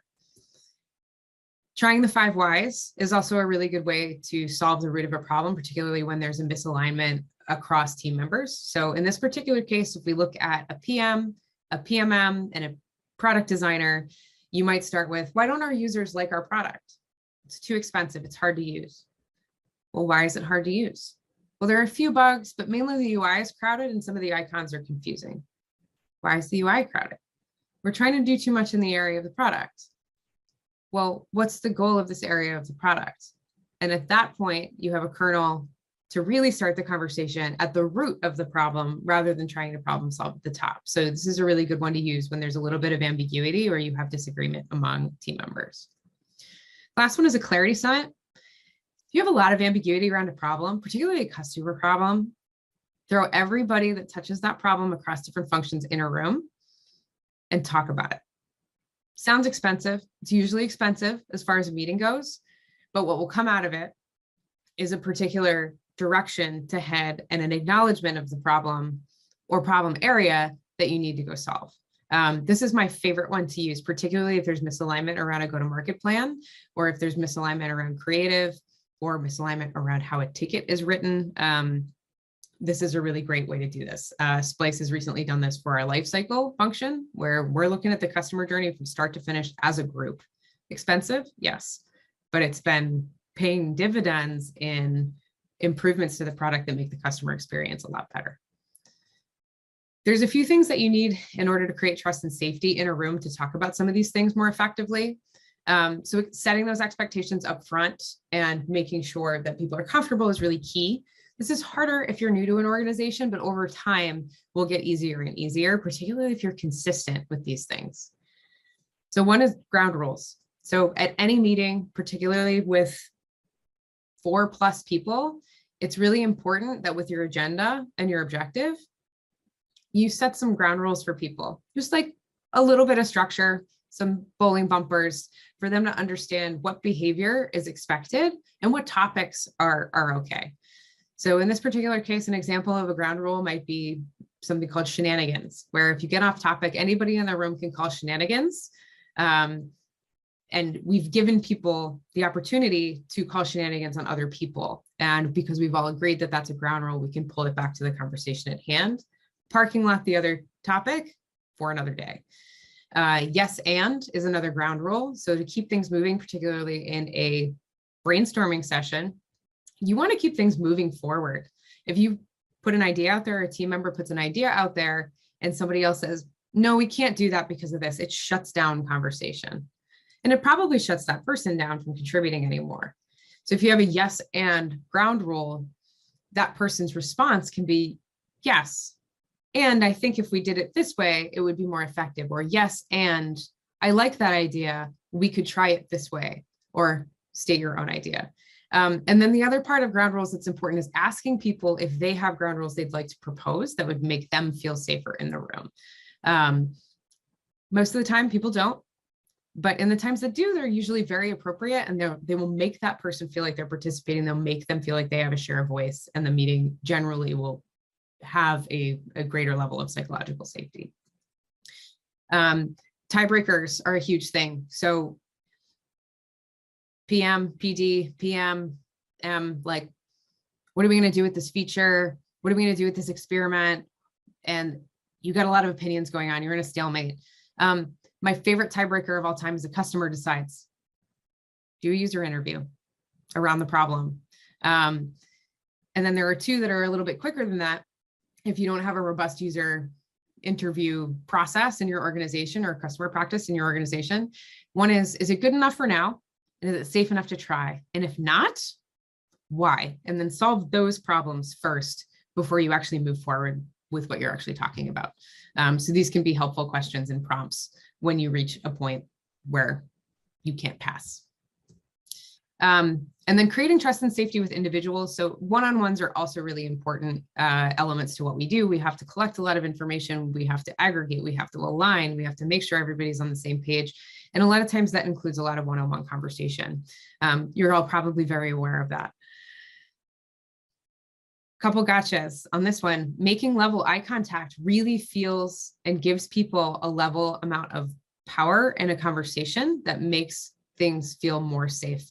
I watched in an organization somebody stand over desks and look down at folks in chairs to create a dynamic, a power dynamic that's unnecessary. So get at eye level. If you're in an office, sit down in the chair next to you, get a conference room, walk for coffee, whatever you want to do, but making sure you're on level eye contact really makes people feel like they're on the same page.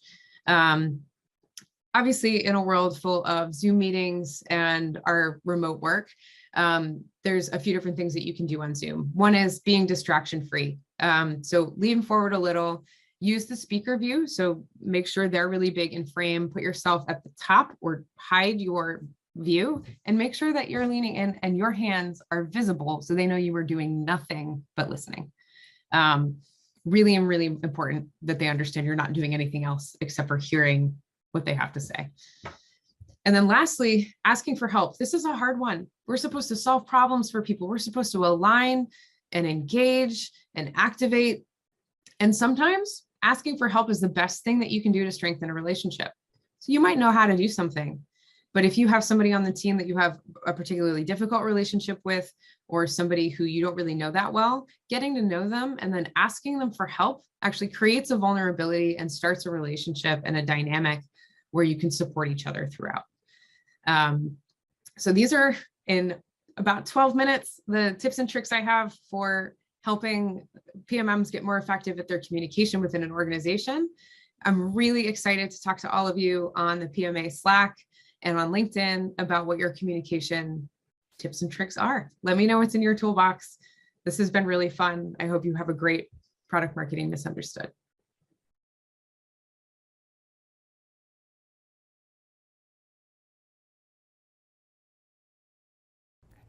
This is the Product Marketing Alliance's Misunderstood event, and I'm your host for the day, Eric Manser, VP of Product Marketing at Crayon. It's now roughly 3 p.m. on the East Coast, and if you've been with us since we started this morning, we can't thank you enough for being with us on this journey. But if you're just joining us and missed out on any of the previous sessions, head over to productmarketingalliance.com, register to become a member, and then access the on-demand content library. Pretty soon you'll find links to view the videos of those incredible fireside chats and presentations from earlier on today. By the way, if you're a PMA member, you'll also have access to footage from previous events, exclusive articles, templates, frameworks, and much, much more. Crayon is the industry leader in competitive intelligence software, and we've got a special relationship to the topic of our next fireside chat. See, our co-founder and CEO isn't a former product guy, and he wasn't a CRO in his past life. He's the former head of customer success for HubSpot, and as a result, everything that Crayon does is based 100% on what our customers want.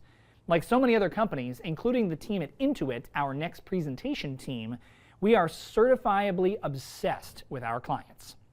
Coming up right now is a discussion between two talented marketers, all about why every product marketer should be customer obsessed.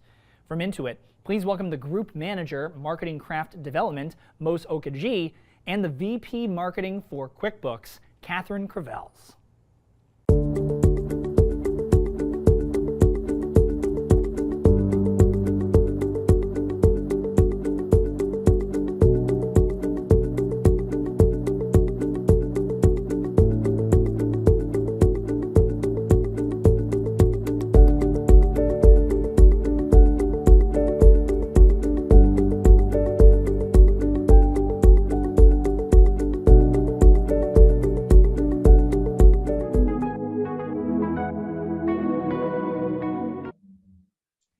Everybody, and welcome back to Product Marketing Misunderstood. We hope you are enjoying the sessions today. We have an awesome discussion lined up for you right now with a couple of the team over at Intuit, and we're going to be talking about why every product marketer should be customer obsessed. So without further ado, I'm delighted to welcome our speakers today. First up, we have Mos Okaji, who is the Group Manager of Marketing and Craft Development at Intuit. Welcome, Mos. Tell us a little bit about yourself, your background, and the marketing team at Intuit. Sure. Thank you for welcoming us. We're delighted to be here today. As you mentioned earlier, I work at Intuit, and Intuit is the maker of QuickBooks, TurboTax, Mint, and now MailChimp and Credit Karma. And I spend my time working with product marketers and communicators to help them develop their craft, gain mastery of their craft so that they can deliver customer benefits for our customers and drive exceptional results. And we also, of course, want to make sure that our marketers at Intuit are doing the best work of their lives. I am a practitioner myself. I'm a customer obsessed and data-driven product marketer. So this topic is very dear to me, and I'm looking forward to a wonderful discussion today. Amazing. Well, welcome and thank you very much for joining us. And we are also hosting Catherine Crevels, who is the Vice President of Marketing at QuickBooks at Intuit. So welcome, Catherine. Tell us a little bit more about your background and how we're going to be kind of referencing QuickBooks a little bit more today. Thank you, Rose. I lead marketing for our QuickBooks brand in the US, specifically the QuickBooks products that help our small businesses run their business.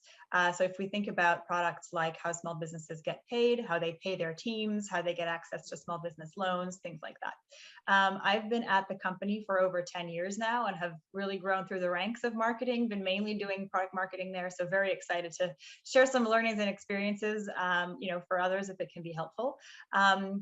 The really cool part about my job too is that not only do I head up our product marketing team, I also head up our go-to-market team, which is accountable for our revenue.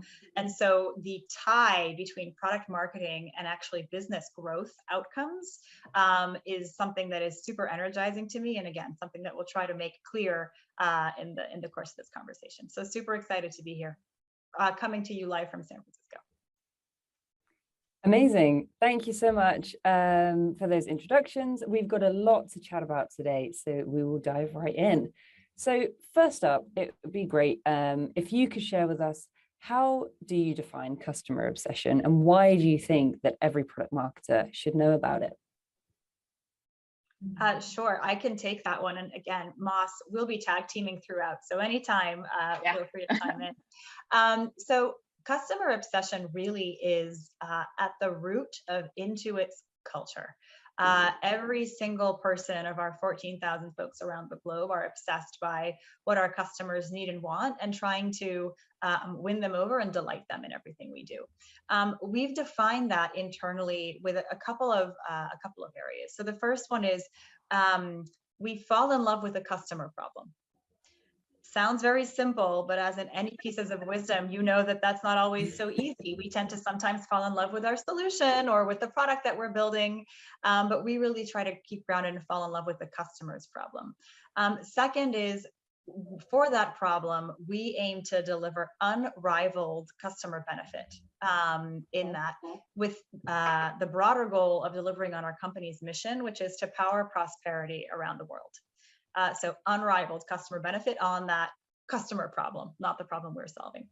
And then finally, we aspire to constantly sweat every detail of the experience to deliver excellence end to end. So those are kind of the three pieces and how internally we define customer obsession. The other piece why it's so critical, and frankly, for me as a product marketer, it's so central to what we do, is another piece of Intuit's secret sauce. One of our two kind of core competencies that has set us up to be a high growth tech company for 35 years and counting is our customer-driven innovation approach. And so customer-driven innovation at its core is pretty straightforward, and product marketers will recognize this quickly. Customer-driven innovation really is about identifying a significant unmet customer problem that we can solve really well and better than alternatives so we can gain competitive advantage. And so if you think about that and you look at that from a product marketing lens, again, it all starts with understanding who is that customer, who are we serving, who are we solving for, how is that differentiated from others in the market, how are we uniquely positioned, and then how do we do it better than anyone so we can drive competitive advantage, which ultimately translates into business growth over time. So that's where, again, as a product marketer, it all starts with that customer obsession, and as an Intuiter, it aligns deeply with our core operating values. Yeah, absolutely. And to add, our classic marketers might actually define this as the steps you take towards surprising and delighting your customers. So just to put it in that fashion that most folks can relate with, it is about really gaining that customer empathy so that you can surprise and delight your customers. Absolutely, I love that framework, and we're going to be diving into it a little bit more detail in a little bit. But for now, I'd love to understand, from your opinion, how should product marketers approach gaining clarity about the customer problem? What are the steps that they can take towards that? Oh, that's a big one. So, you first want to start from articulating who that potential customer is, or maybe it's an existing customer that you're solving for. Most importantly, and this is the part that we miss, you want to be sure who you're not solving for, who is not in that, population that you are targeting. And then you want to seek methods that actually help you learn real customer behavior. And there are different ways of doing this. One classic way we do this at Intuit is doing Follow Me Homes, and that's basically observing your customer in their environment, right? We know that we have the pandemic right now, so you might not actually be able to physically go to a small business to go observe them, but we have come up with different ways by which we can get closer to that. And there are different ways by which you can, make sure that you're actually observing the customer's real behavior. It could be user testing and, some other examples. And then, one thing that is also very crucial is, once you have observed the customer behavior, you don't want to stop at, I think this customer has this problem, but you want to get to the why behind it, right? That is where the insights are. And, a method by which you can do that is doing deep probing interviews. And that helps you get to the why, really asking questions about, why is that important to you? Why did you do A versus B, right? And then, an example of what you might be able to, what you're trying to find out might be, why did this customer subscribe for this product?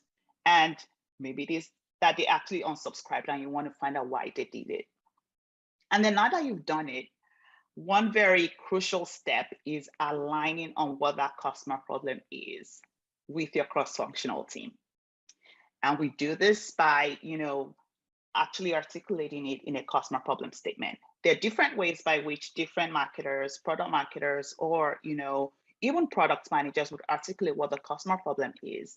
But you want to make sure that it has elements that narrowly describe who the customer is.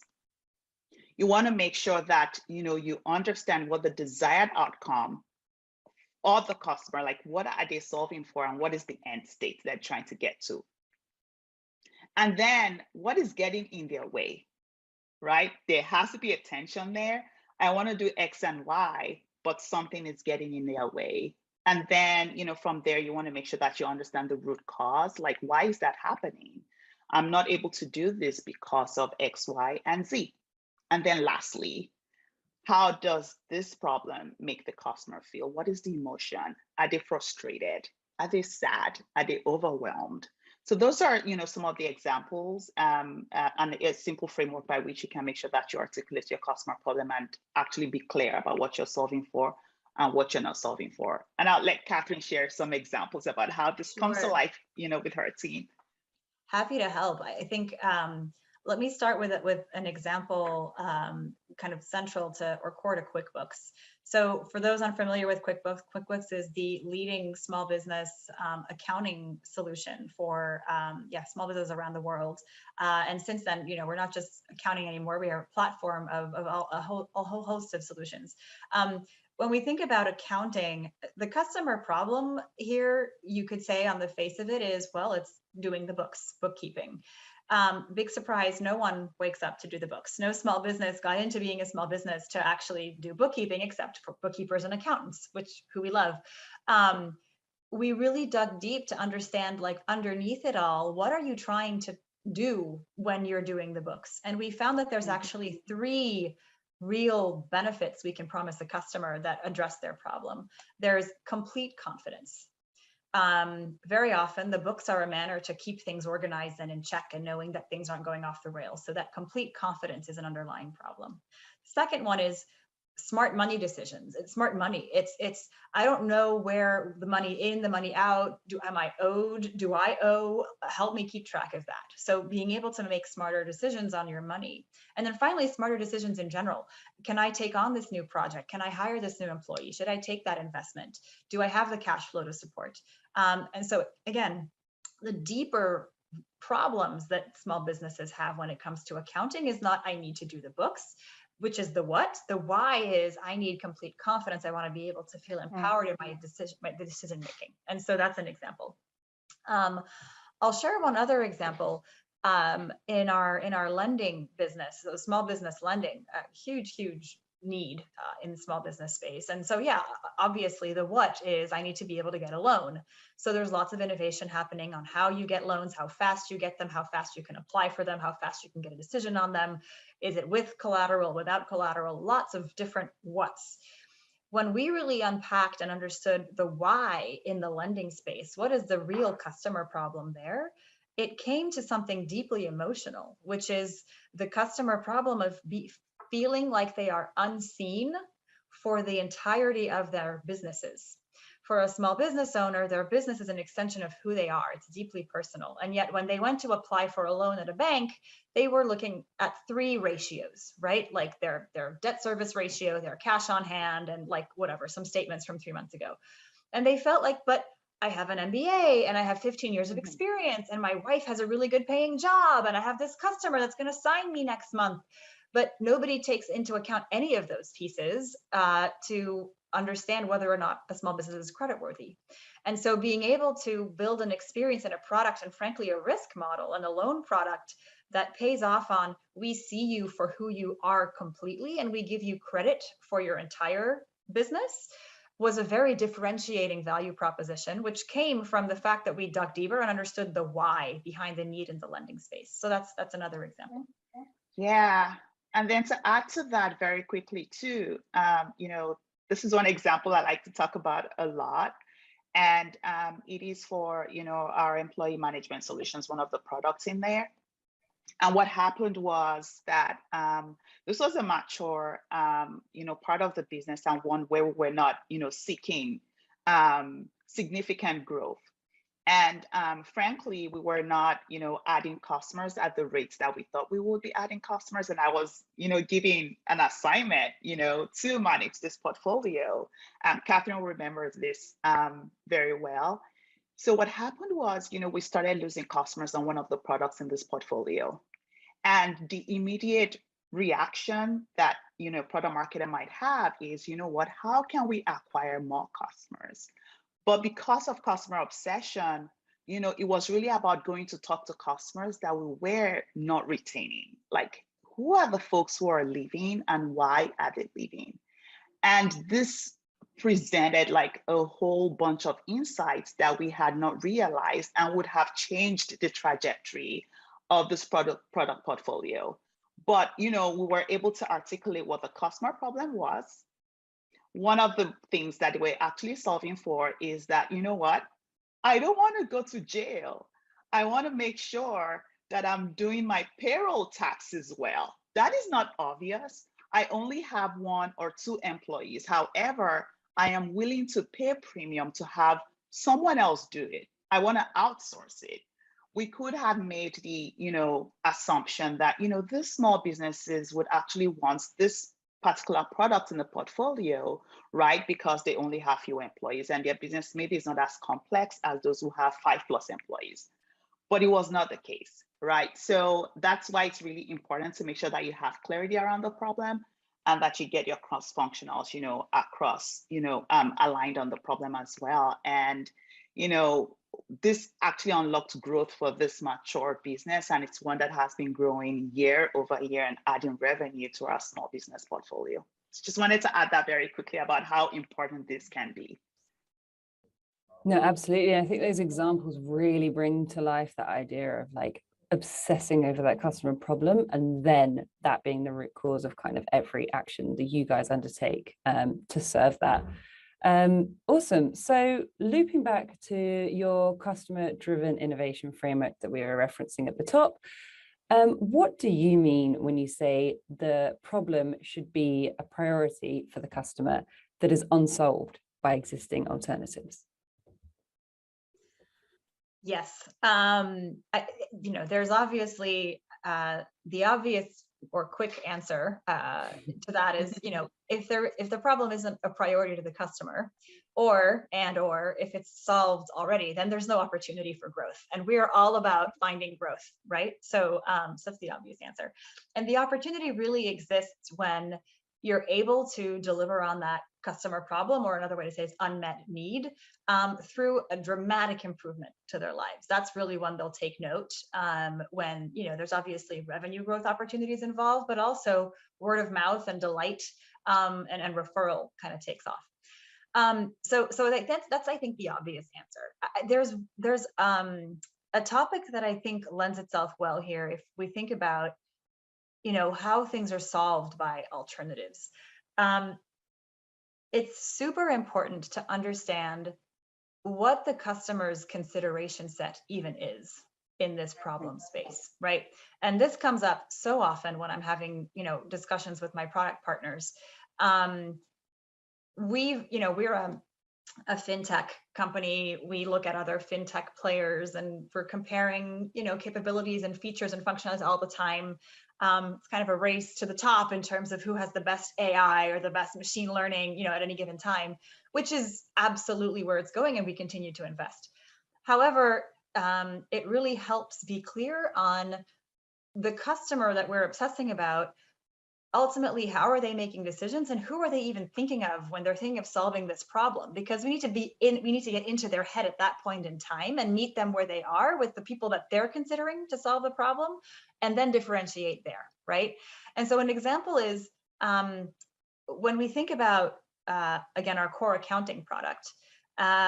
There is a significant rival to QuickBooks on the market. I won't name them here, but there, we have one or two strong competitors. And what we could do is we could stare ourselves blind at comparing, our features and how we're better, and doing really intricate comparison charts, and putting that out in front of our customers. But because we know our customers, we know that actually our biggest competitor is people using pen and paper and shoeboxes full of receipts. And so when you want to cut through to that customer, the worst thing you can do is show a whole bunch of, very technically jargony comparison charts. It's keeping it super simple. It's selling the category. It's explaining why accounting software will help their lives, how it's going to give them time back, give them money back, give them insights, give them confidence, right? So again, understanding that consideration set so you know who you're competing with and what the alternatives are, help you position how your product is going to be better. Yeah, so I'll pause there. I think, yeah, Moss, happy for any other examples. Yeah, I can add quickly. For example, we also have a payments business. We could say that cash is in the consideration set, right, for our customers. Therefore, cash, even before we consider an obvious competitor, is, an alternative by which customers are solving this. Now, this might have changed as a result of, the pandemic. And that is why it is also important that, product marketers are actually keeping their fingers on the pulse of how behaviors are changing, how customer behaviors are changing, ensuring that you have the right product positioning, your messaging right. So if cash is no longer an alternative, what is the other way by which, they have substituted, solving this problem? So that's another one that might not be obvious. We can jump into share of pocket and, share of wallet, but then you have cash. It's obvious it is, an alternative way by which customers are exchanging value. I might ricochet off that one with, something that is very active / rampant in my life currently now, and I'll just share this with the community and see if this resonates. For those of us operating in highly innovative, fast-paced environments, there's always new technology coming out. So again, we're in fintech, there's always new things coming out everywhere. And so our engineers and our product partners are very excited about keeping pace, about setting the pace, about staying ahead in all of those cool, nifty, shiny new objects, air quotes, areas of innovation. And that is necessary. I think what's super critical, however, is as a product marketer to help remind our cross-functional teams and frankly, keep grounded in what is table stakes and what is differentiated. We have these debates all the time where, we recently built and launched a product in beta where we had a number of industry-leading AI-driven features and benefits. It was awesome, right? If a customer was able to use this product, they could leapfrog and do all these really cool things that nobody else could do. However, it was missing 2 to 3 really critical table stakes, kind of core to the category pieces of functionality. And so what we were seeing is a lot of people were trying the product, but they were all falling out and not going on. And the feedback was like, I can't even get to the cool forecasting AI-ish stuff because this bread and butter, very basic stuff isn't there. And so this is, again, as a product marketer, understanding the considerations, that understanding who your customers' alternatives are to help meet and then exceed expectations and to influence the product roadmap so that you're actually doing both of those things and not just the one or the other is super critical. Again, it's just, I speak with passion. You've seen my eyes light up because it's a topic that's kind of coming up several times a week right now in our debates on sequencing and product roadmap. What do you do first and what earns you the right? And then how do you differentiate is, I think, a critical piece of that as well. Yeah, that permission is very important. What do they give us permissions to do and play? No, I couldn't agree more. And I think actually product marketers have that unique opportunity to view the product as a whole and be super strategic, whereas sometimes product managers, for example, can be so in the weeds and the detail, and that is their strength. And yeah, so remembering that as a product marketer, that you have that vision both to product development and product roadmap and to your customer, and balancing them and making them work together. That is kind of the USP of the product marketer and everything we're chatting about. So I love that summary. We've just got about 5 minutes left. I know we've got a couple of questions that we want to run through as well, so we will squeeze them in. But I wanted to ask as well, how do you carry your cross-functional team along on the journey to customer obsession with you? Yeah, cross-functional collaboration is always a hot topic within the community, so we'd love to get your take. Sure. Let Kathy start that one. Thank you, Moss. Sorry, I just dove right in there. It's top of mind, especially coming off of the latest, the last talking point. You know, we've talked a lot about how to reach customers with a compelling value proposition, right? Meeting them where they are, talking in their language, differentiating our positioning versus their alternatives in their head. Shifting gears a little bit to driving internal alignment and internal focus and bringing cross-functionals along. At the end of the day, the way that we do it at Intuit is that we try to experience the customer pain together. I think that's, again, one of those kind of foundational principles that we use throughout the company. And Moss, I'd love for you to later maybe talk a little bit more about how we do that. I'll talk about an example of how using some basic product marketing principles has helped do that in my recent trajectory. So, for example, my team was pushing hard on making sure that we were crisp in defining where it is that we play. What is the category? How do we define and describe the category that we play in? And how do customers describe that category? And then therefore, what are the alternatives and what is in the consideration set? And what it actually helped us do is, from going and speaking at these broad terms, and I'll bring it home a little bit, from talking about something like payments and really saying, you know, all things payments, which can take many shapes, forms, methods, technologies, to really honing in and saying small businesses who predominantly invoice as a payment method, and really bringing that to life with, you know, stats from the market landscape, our market share, penetration, share of wallet, you know, data points, as well as customer feedback, testimonials and quotes and things like that, aggregated data. We were able to get our entire cross-functional team, as well as our whole leadership chain, educated on, hey, we might internally reference to this product as, you know, payments, but when you look at it through the external market lens, actually into a customer lens, we're playing in this space. And so what that meant was, before, we had a product roadmap that was supporting a whole breadth of things. But in doing so, as you know, if you stretch over too many things, you're doing nothing really well. We were kind of like inching along. What that view enabled us to do was bring that to our cross-functional team and get alignment, and that has helped focus our roadmap, where now we're saying, okay, now, you know, we're really going to double down in this space. And so now we're much focused and actually making much more traction and progress in that one space. So again, I think using a lot of the data that we have access to about the customer, the market, and the product, and bringing that together can really drive internal focus, which then sets us up to deliver. And so, yeah, Moss, if you want to talk a little bit more about just like how do we do some of that cross-functional collaboration, that would be awesome. And how I think one thing that is very key here is there is never perfect data. And we don't have to wait until we have perfect data, right? And that's why, as product marketers, also like really ensuring that you can storytell around that business case and put all the pieces together. So there's a lot of triangulation that we have to do. And some of the ways by which you can, you know, get some of this data, like you have your PRS, right? How are customers like reacting to the product, like if it's an existing one? We have an Intuit Lab, and this is where we can actually recruit some of our customers and prospects to talk to them to get information. You might not need to talk to 50 people at this qualitative stage, where you can get the data that you want and, you know, get to insights. Another way is also partnering with your inside sales team.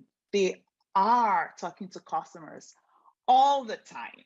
Listen to those calls, do those win-loss analysis, find out why this customer actually, you know, subscribed to the product and paid for it, or why this other customer population did not do that. So there are different ways by which you can, put the pieces together in the absence of a ton of resources or, perfect data. I would recruit you as product marketers, as the community. Think about ways where you can share the data access that you have with your cross-functionals. Make it drop dead easy. Again, at Intuit, we're lucky. This is part of our DNA, but we have a PRS channel in Slack where literally every time a product inside the customer gives us a score or a write-up, it pops in our Slack channel and every function has access to that. And so that is a way of sharing what you see and what you know with your cross-functionals. Just make it as drop dead easy as possible. And if you're realizing that it's an opportunity in your organization, take it upon yourself to work with your research team or work with, whoever it is, your product team, or work with your customer support team to figure out how you could build some instrumentation and some pipes and some sources to level the playing field a little bit, to have that information kind of be out there in the open and not only coming through you. That I think is one thing that everybody could start to do. Absolutely, absolutely. So our final question to wrap it up, it could be a whole conversation in itself, but yeah, really want to kind of have the opportunity to squeeze it in. So crucially, after everything we've discussed, how does customer obsession translate into growth? Yeah. Go for it, Mas. Why are we doing all of this? Yeah, absolutely. And, to put it simply, this is really about how you scale that delight across your target population. How can you scale it across? Because that's where the growth comes from. You have identified the opportunity. These are the customers we're going after. We need to delight them, right? To be able to grow the business. So I'm going to go through this in a very simple framework. And that is actually starting from, the unit of one. Who is that customer that you can deliver the customer benefit for? And, prove that they are actively using this product, going a step further, that they would actually recommend your product to another person, right? And that is, a simple metric for that is NPS. We're all familiar with that as product marketers. And then you want to frame a hypothesis, around the population of the customer who will pay for this offering. Once you have done that, you can then transition into cohorts. One thing that is sustainable growth is contingent on is how your existing customers are actually behaving, right? What is their relationship with their product? How are you retaining them? That is how you demonstrate superiority, and that your customers love your products versus the alternatives. And you validate your sustainable growth model here by cohort.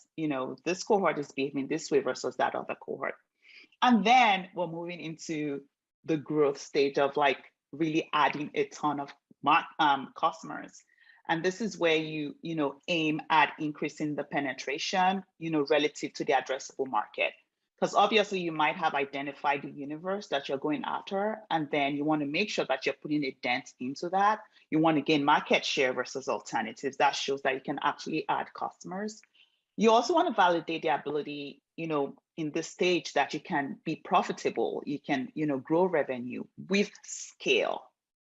And then lastly, which is where most of us always are tempted to start, is those vanity metrics around financials, right? The outcome metrics you're driving towards. But it actually comes last after you have validated the ability to, scale this. And this is where you deliver on the short and long-term commitments to the business. But you want to make sure that you are taking an intentional approach and you identify the succession metrics as you go through your units of one, your cohorts, your market, and then your financials. Regardless of what product life stage you're in, across the community, I'm sure there's folks who are just at the inception seedlings of a new product that are going to go through that unit of one into the cohort, the market, and the financials. Or you can be thrown into a new team and you're going to have to be figuring out all the mess. And, there are asks of you to create a testimonial or do a social campaign or do a contest or figure out an engagement strategy or go delight this, you're all the spinning plates of what we're asked of. And I think the one thing that product marketers do based on this deep customer obsession, based on this expert knowledge of the customer, the market, the product, is we bring focus. We bring focus with data and with that view. We can look at the business dynamics and assess, okay, this product, we're getting a 75% repeat rate. Oh my gosh, people love it. Let's open up the pipes and pour in more acquisition. And all you're going to do is you're going to focus on acquisition. Or you can say, oh my gosh, we just got 1 million eyeballs to our mobile app, but only 1% are actually getting to first benefit. Let's stop acquisition and let's focus on engagement and driving out active use. Or you can say, okay, we've got a good acquisition funnel, we've got a working engagement funnel, everything is kind of steady state. Well, guess what? The market is never steady state. All of a sudden, you've got people going into crypto or Bitcoin and all over the place. So you might need to rethink your positioning and expand your offering, which then drives a whole host of new innovation and different go-to-market strategies. So again, keeping your finger on the pulse and being that source of customer obsession for the unique unit of one customer, as well as the market at large, helps drive that focus. And it's focus that helps drive outcomes for any business. So that's how I would answer that question. Focus equals growth. Yep. I think that's an awesome point to end on. I think that really summarizes everything. And like Moz, you started your answer with, why are we doing this? And it really brings that into focus. So thank you so much, Catherine and Moz, for joining me today. This was a really insightful discussion. And yeah, we could have gone on for hours more, I'm sure. So yeah, thank you very much. And stay tuned, everybody, because we will be right back with another session at Product Marketing Misunderstood right away. Thank you, Rose.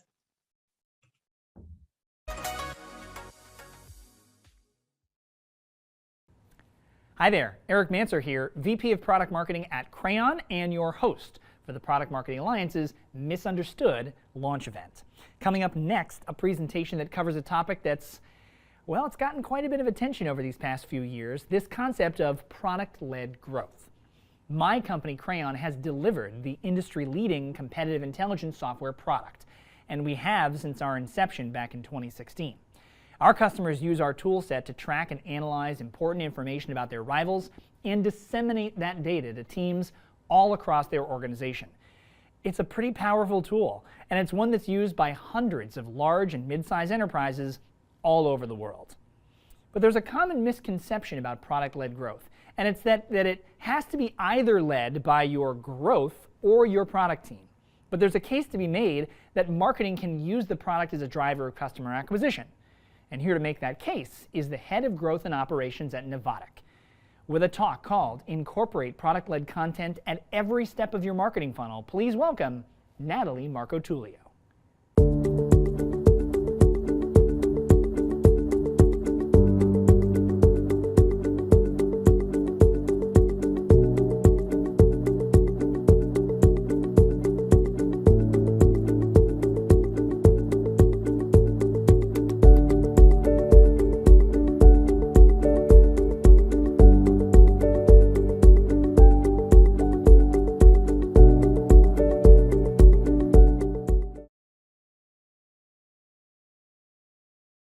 Welcome to Product Marketing Misunderstood and our chat today about incorporating product-led content into every point in the funnel. So just a brief background on who we are. I'm Natalie, head of growth at Novatic, which enables any company to give prospects hand-on product access through no-code interactive demos. And you'll see later a little more of what that means. And I'll hand it over to Ross.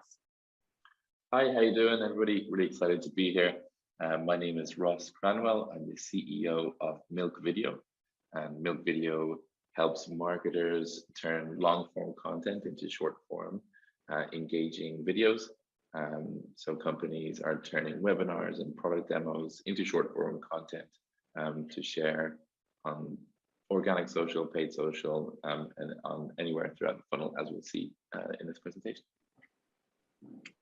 Yeah, before we really dive into some examples we've both seen, we wanted to give a quick definition of what product-led content means. I've seen this word thrown out a little bit, but honestly, I think it is a little new of a space. And basically, it just means delivering value to your viewer, to your readers, while also incorporating your product and showing how your product solves their problem. So a really good example of this is Ahrefs. Not surprising that Ahrefs, one of the industry leaders in content and SEO, has really good content. But if you go to their blogs, you'll see that they answer the question, and this is a very top of funnel blog, right? It's asking, what is content marketing? And they do a great job answering that question, giving resources, but also just throwing in little snippets of their actual product. So from the very beginning of the funnel, you're already thinking about how can I use Ahrefs to solve my problem. And so now that we've gone over kind of that high level, what product-led content is, we're going to break down every single step of the funnel using examples from our own customers, from our own marketing and industry leaders. And we're going to start with top of funnel. We're defining this as sort of just the awareness stage. So the goal here is someone who knows nothing about your product or your brand. How do you get them to quickly learn about it and then go to your website? So I'll pass over to Ross to first talk through product-led top of funnel videos. Yeah, so I'm going to talk through an example here from a marketing analytics company, Good Data. And what they've done here is taken a snippet from their webinar about their product, about their dashboard, and dropped it into a nice visual. And they're sharing it here directly on LinkedIn. So for B2B companies, obviously one of the top funnel platforms is LinkedIn, whether it's organic social or paid social. In this instance, it's organic, and then the goal is then to lead them back to the webinar, which you can see as a link in the post. And so if we think about this as product-led content, this is a really low-hanging fruit. You can take any part of your product and break it into a nice kind of visual video format, and share it out on social at any point in time.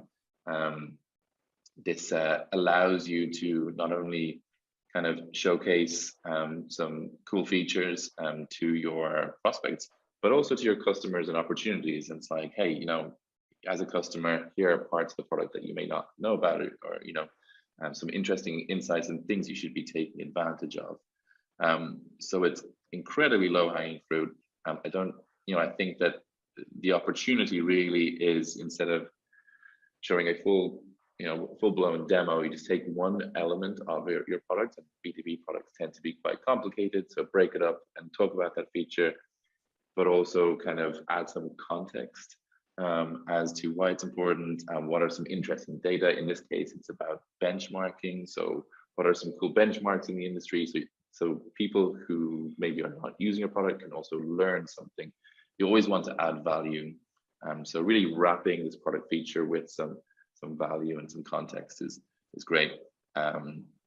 Yeah, so really nice instance. And I'd like to see kind of companies doing more of this, kind of showcasing different elements that may be hidden from customers, and sharing it out on social, LinkedIn, Twitter, whatever platform that you find applicable.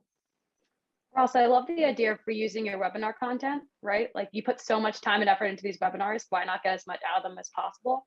What do you think is the ideal length for these videos, between explaining them, but also just making sure they're like catchy? Yeah, I think so a lot of marketers, product marketers are involved in webinars, and webinars themselves tend to be 30 minutes to an hour long, and for people to watch them on demand can be a little bit time consuming. So to capture this example here is like a teaser. It's like, here is an element, an interesting benchmark data point, go and watch the full webinar. And we tend to see anything from 30 seconds to 2 minutes, but nothing longer. I would say on average around a minute long, because just you're kind of trying to focus on one key point. And generally speaking, people just don't really have that much of attention span. And in this video, one element, this was built on our platform Milk. We enable kind of captions, and the reason why we do that is because most people have their audio turned off, and so to make it more engaging, people, if they're not going to watch the video itself, or turn on the audio, they can actually just follow the captions. So Yeah, the captions definitely help as someone who never listens to LinkedIn on audio. I also think their idea to send you to a webinar, considering this is a LinkedIn ad, is so smart. I always hear marketers say, why don't my LinkedIn ads convert? And because it's so top of funnel, like, people aren't looking to do a free trial or schedule a demo. So I love this alternative of, it's not as much pressure just to watch a webinar. Yeah, it's what a lot of great use cases we see is that people are using them for yeah, for new prospects, but then also for retargeting. So if they're already in your database or they're already a customer, they've already visited the site, and then they, then they're reminded, they know who your brand is, but they don't understand all the features. And then over time, you can kind of spread out all these features and educate them through top of funnel video awareness, which, the conversion rate may or may not be high, but that you're educating them slowly about the different parts of your product. Yeah, it's a great example. And sort of in a similar vein as like retargeting ads, all that, wanted to go into how this is actually an example that we use ourselves of interactive demos for top of funnel. So this is a Google ad, and what we're really seeing is success using interactive demos with site links. So number one, I think site links are just a good idea for any Google ad. Just they take up more space on Google. So already you're kind of getting an advantage over competitors by getting more real estate. But two, they tend to get higher click-through rates, which means you're probably going to higher quality score and you're going to rank higher. We also like the fact that it gives prospects the option to choose. So you never know really how far along someone is in their journey. Generally with these Google ads, you have ideas, but everyone might be a little different. Like someone might have researched you for days. This could be the first time someone's seeing your brand. So if they're ready to, interact with the product, they can take the product demo. But if they just want to go to their website, it also gives them that option. And so here we actually take them to a quick little interactive demo of Navatic. This is Navatic built on Navatic. It's all very meta. But we're really just trying to quickly show you Navatic so you understand high level. As you walk through this, you'll see it's only going to be about 5 steps. And the real main goal of that is we're trying to hook people in. We're not trying to show them the entire feature functionality. They do have the option to get in touch or see more of it if they want to. But really, since this is an ad, pretty top of funnel, we just want them to see quickly, understand what Navatic is, what it does, and get them more interested. Yeah, I think what's really cool about that is that you're able to get them into the aha moment. They immediately understand. There's no vague kind of language about how this can engage customers. It's like, look, this is exactly what it is.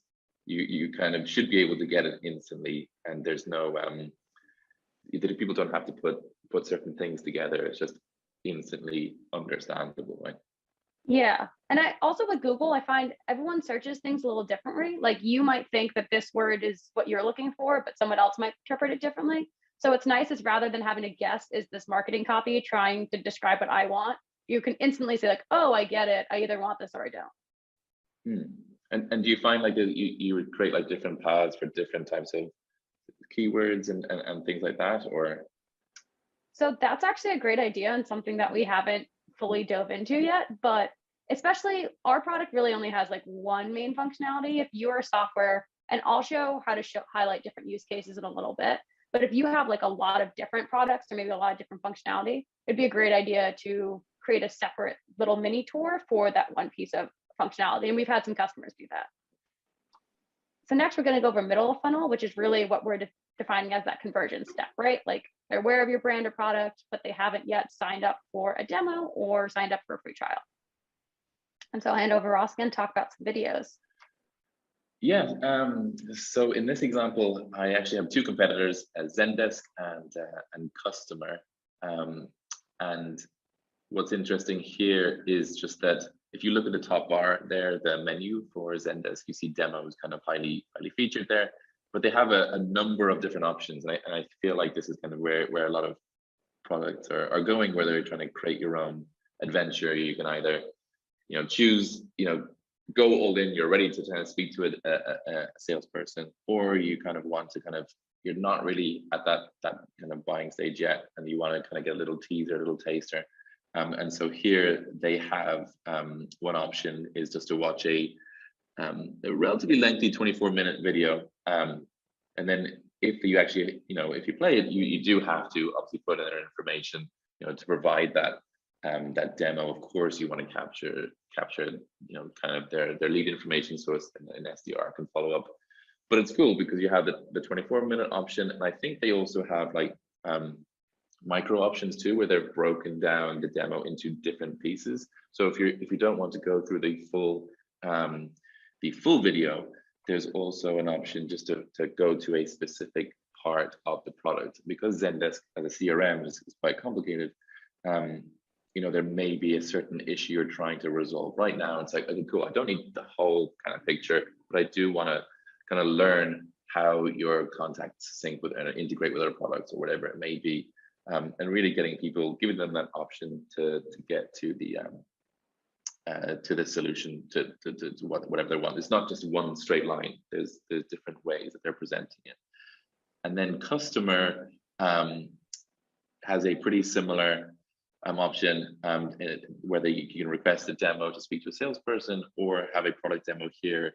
And this one is a 4-minute long video, just going through how their product works. Not as many options as Zendesk, but what I think is interesting here is, again, giving people the option to play through stuff, but I think there is an opportunity to also break these features out in this instance into maybe chapters. They're using Wisty as a player here into either chapters or break it out into different segments of the product, because people have very short attention spans. And so you really want to give them the answer as soon as possible. Curious, Ross, what you've seen potentially with your customers. Do you see more people have like a video library where it's like, here are all our videos, or here you can explore, or more like feature function pages where then includes a little video? Yeah, tend to see for B2B products, like a little bit of a demo video of like an overview of the product, kind of like a kind of like this. And then there's libraries of content, but those ones can be kind of hard for people if it's not well presented. If it's a large database, people just don't necessarily know what to search for. But if it's well laid out and it's kind of, here are the core 3 or 4 things that you need to do on the different here's a high level overview, here is 2 or 3 kind of pillars of our product, that'll help people kind of get to what they need to know, or educate them on some area that they didn't even think was crucial. In this instance, it's Zendesk and customer. So people maybe will be looking at both products and they're trying to identify, okay, what are the differentiators here? And can you show that to me as soon as possible without going through a long production of video or a full sales call? Yeah, I'm curious if you've heard any pushback from customers or prospects, people saying, but I want my salesperson to walk them through. What if they don't sign up for a demo if they watch this video demo? Yeah, I think that's always going to happen. But like we showed with the Zendesk option, as long as you give them an opportunity to follow up, and then the way that the video is presented is a teaser, but not without giving away everything. I think you're just trying to get them, which you mentioned before, just trying to hook them in. You don't want, maybe they're not ready for that full demo, but you still want some kind of engagement. You don't want to lose them, and this is a great intermediary. So I think if this wasn't here, they may not schedule a call at all, and they're just gone. So what would you prefer? It's just a good intermediary step. And if you can get those conversions, if you get the information and do good follow-up, you can get good conversion rates there. The other important thing I just want to mention is also the types of product demos, right? So some companies do high production demos, or where they're very snazzy and kind of really spend a lot of money on it. The other option is with companies who want to be a bit more agile, is to do simple ones where you're doing screen recordings and just adding a little bit of branding to it. And I think that's important because if you are trying to get something like this up today, you're like, oh, I got to go through all this whole procedure of getting a video agency or whatever, and that's going to slow down that whole initiative. But if we find that sometimes the more authentic kind of recordings work just as well. So that shouldn't stop you from putting out content, putting out video, screencasts, or you speaking and just kind of beautifying it a little bit. And that way you can test and iterate and see which videos perform the best. I think a lot of marketers get stuck on just trying to go for like really high end stuff. Yeah, I think that's a great point. I feel like so often with videos, it ends up taking months to produce because you want it to be so high value. And then by the time it comes out, your UI is out of date. Exactly. So why not? So I mean, yeah, that's a huge point. UI is out of date. You've added new features. You know, you want to test, does this feature, you know, like you should be thinking more agile, like how can we A/B test this content? How can we get it out today? I have a new product feature. I don't want to go through this massive process. How can I get it out today? See what the engagement rate is, even if it isn't the most, people I think are more used to more authentic content now in the video format. It's not low end content, it's in the middle. It should still be branded, it should still look decent, but it doesn't have to be high production and cost a ton of money and all these barriers that can stop a marketer, the video designer and the cost. You should have something and put it out, test it and see what works and what doesn't work. Like you said, it just, things are, branding changes, features change, and then you spend 2 months working on this thing and then I've got to do it all over again. That's not the way marketers should work. And last comment on that is, if I see a video that's sometimes really overproduced, I don't sometimes trust it less because it feels like you're hiding your product. Like if you need to pay all this money to make the video look nice, then I feel like your product might not be that intuitive because you're kind of overcompensating. Yeah, and it's and with the authentic stuff, it's also an opportunity to put faces, from the company there. If it's just a person there on the left, whatever, it just, and you can see the office, and it's just a bit more raw and authentic. I think that's the way that video and content in general is going, is that people want to experience things and they want to see there's a real company and that there are real people behind this. Yeah, definitely. I want to touch a little bit more on the concept you talked about earlier of the choose your own adventure, because that's one thing I've seen a lot recently is websites having just like multiple CTAs. And an example here is a customer of ours, Ramp. If we go to their website, we see that they have explore product, get Ramp. Later, you'll see they have a CTA, see the difference. And what I think is so interesting is it used to be the wise tail marketing. It's like you have to put all your users down one funnel, get them to one CTA. That's how you'll be the most effective. But these days, everyone buys a little differently. Like the way I buy, I might want to be walked through from a demo, or I might just want to self-serve myself. So I'm seeing more and more, and especially a lot of our customers are doing this, having multiple CTAs. And I think that's pretty effective because one, a new CTA stands out, like you're just ultimately gonna be a little more interesting than competitors. But two, again, you're matching why prospects want to buy, and they're gonna be, more delighted, have a better experience if you're matching the way they like to purchase. And so what we see Ramp doing here, like we said, they have this explore product CTA, and this is an interactive demo. So they also have it gated kind of similarly to what we saw with Zendesk. And so I can go and just enter my email, and then I'm going to get a quick overview of Ramp. And so what I really like about this example is you'll notice it's going to be a little longer than the first one I showed you of our interactive demo, because that was for an ad, but it's still pretty short. They even tell you exactly what step you're on. And so you instantly get the value, but it's not a feature dump. Like you don't have to see every single feature to understand it, just quickly understanding Ramp, what it does, and then you can either keep going or do a free trial. And another thing I want to highlight is this checklist right here. Because on top of like letting users choose the way they want to buy, if you have a product with a lot of different functionality, Ross, you were asked about that earlier with little mini demos, you can also have this checklist. So let's say I'm in accounting, I can just go straight to the accounting functionality. I don't need to watch every single step. Like in a demo, usually they try to show you a lot of what's happening. I can just quickly choose, okay, this is what I care about. I'll just watch this functionality. And so overall tips here is, again, give options, keep it short to those aha moments.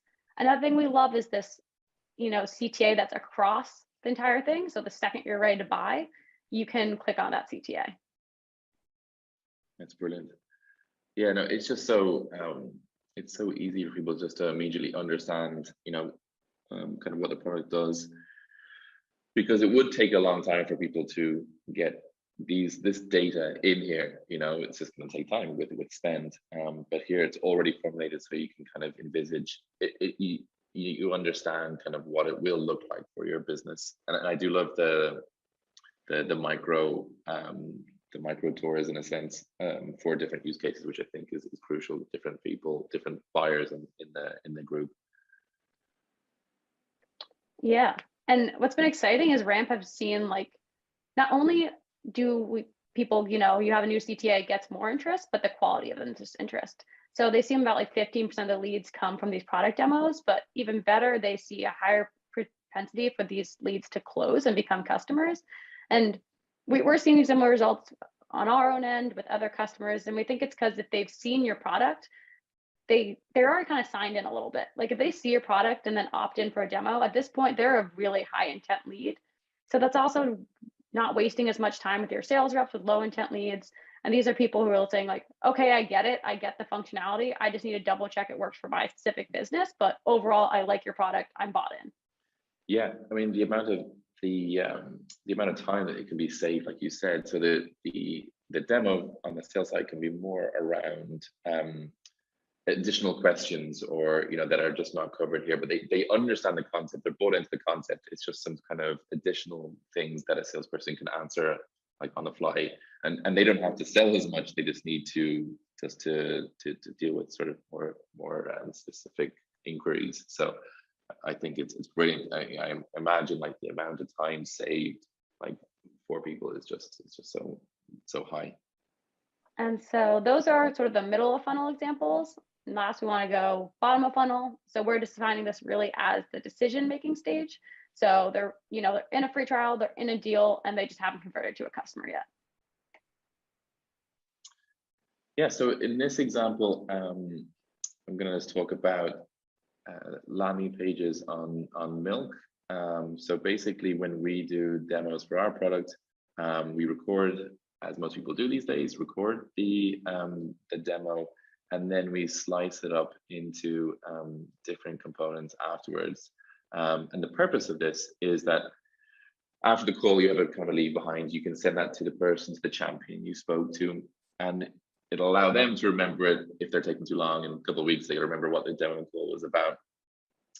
But it also really helps to, if they're championing the product in an organization, they need to sell it to all the different groups, like we've talked about before, different decision makers. And what you want them to do is to share it internally, where those people don't have to jump onto and schedule another demo. Instead, they can go through and find these sections that are most important to them. So if it's a sales department, whatever, like, okay, where in this product does sales come in, and what's interesting to me? And then something that's interesting to them may be different to what's interesting to a product marketer or to the finance team, whatever it may be.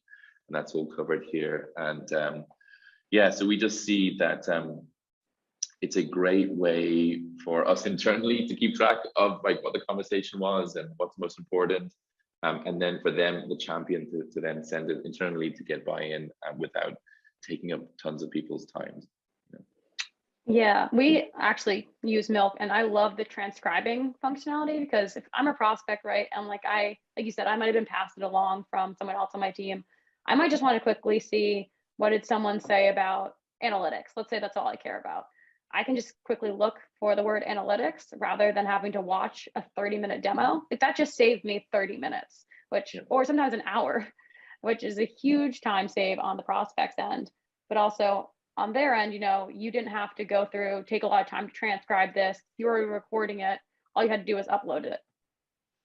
Yeah, no, we find that just our concept is that it's hard to go through a video, just a raw video, but if there's a transcription there, it's easy for you to kind of identify those moments in a demo, or identify moments in a product demonstration that you want to highlight. And so it's just a different way for people to kind of identify like key moments. And and the goal is really just to save people time. And then, what we're kind of, both of us are talking about here is really breaking up the videos or the interactive kind of demos into different parts to create a journey that's kind of applicable to different people. If you just take a full recording, for example, it's just certain parts apply to people, but not the whole thing. And we're just trying to make it a little bit more customizable, a bit more personalized, and a bit more easier to get to that aha moment. And if you think about the classic, top to bottom is going through a sales demo. there's just there's a lot of commitment. There's a 30-minute block of period, and then there's like, okay, what are we going to talk about? And then you're going to be under pressure from sales. But this is all in your own time. You can consume this as you want, what you want. And I think that's kind of where a lot of this this kind of industry is moving.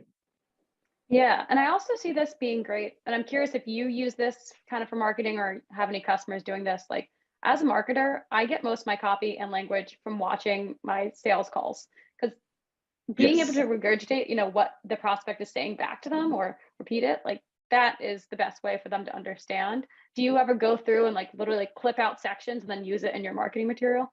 Yeah, no, 100%. So because I'm doing a lot of the calls myself, and then so I can immediately say, oh, that one line is amazing. I'm going to immediately change the copy on our landing pages. And then what happens now is that a lot of people are on Zoom all the time, and if you don't really record it, you think that's an amazing moment, and then you completely forget about it the next day. So you really kind of have to do it instantaneously. But when you do, we go through and we kind of look for kind of keywords like you mentioned, and then just kind of it's like, wow, that was an amazing quote about how good our product is, or how they think about the problem, and then apply that to the landing page. So that's why I think it's just so important for marketers to be on, at least to listen or to watch or whatever it is, these demo calls. Exactly. I think the closer marketing can be to sales and what they're doing, the more successful you're going to be as a marketer. And the last thing I want to touch on, a little bit different, was for bottom of funnel, was more like an in-app functionality. So we see people, I think a lot of times people ask with videos or product demos, right? Like, I already have a free trial, though I have a PLG motion. And I think it's important to realize that you can have like multiple PLG moments. It doesn't just have to be freemium or free trial. And especially with free trials. So this is an example from one of our customers, Monitor QA. They have a pretty in-depth software, and sometimes free trial, they might have all the intent in the world. They might love your product, but they just don't have the time or knowledge to set up your product. Or maybe it requires sensitive data. Like, we have a lot of healthcare companies come in, and they, doctors don't want to input client data to test a product. So maybe they're a high intent lead, but unfortunately a free trial just isn't the best option, or they need a little more help. So in this example, you'll see that they have Monitor QA put up a little pop-up on their free trial. So if users don't do specific actions, or if they look like they have exit intent, they have this come up and they say, how about you try an interactive tour instead? And one thing I love is they also send this follow-up email. As we all know, in-app messaging can be hard because if they don't engage with your app, you can't really reach them in the app. So email, while you don't want to bombard them with email, can be the most effective message to get them back in. And I love how they link to the interactive tour, recognizing that maybe the free trial wasn't the best option for them, but also give them the option to walk them through a Zoom call. As I said, just another example of like, let prospects choose their own adventure. Everyone buys differently. And we actually saw that they said they had a drastic decrease in trial abandons from this. And we've had other customers implement similar tactics and have reported like 3x more users making it through the onboarding tour because of it, or through the onboarding process. So it definitely just helps, have additional resources for your users if they are getting stuck. And here we recommend, having product demos that are a little more feature function and how to, rather than high level, because here they get the value, they just need to be walked through how to do it. Yeah. No, it's they've already bought into the concept, so you don't need to tell them about why they should be doing it. It's just like how to execute it, right? How to do it, and they've already made that commitment, and so it's a different type of experience. Yeah, so it's really cool. Yeah.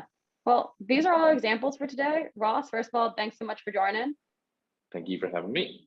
Yeah, and thank you all for watching. If you have any follow-up questions or want to get in touch, feel free to connect with either us, Ross or I, on LinkedIn. We're happy to talk about video demos, product content in general. And also, we'd just love to hear ways that you all are using product-led content that we didn't think of.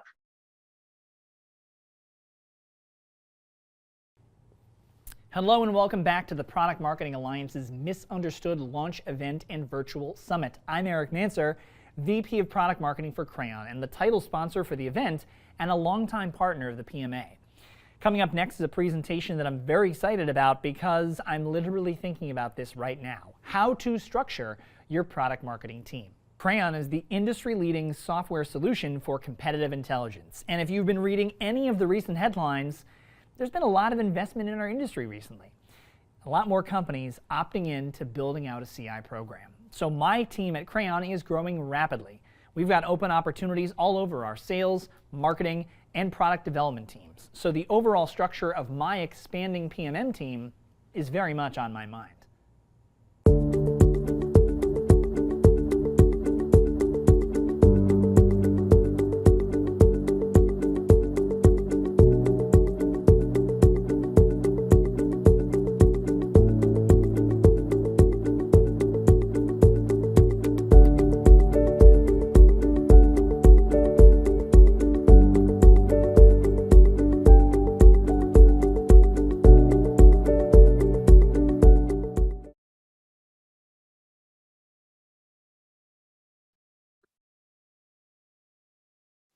Hello, everyone. I'm Sapphire Reels, Director of Portfolio and Integrated Marketing at Pluralsight and a B2B marketing leader.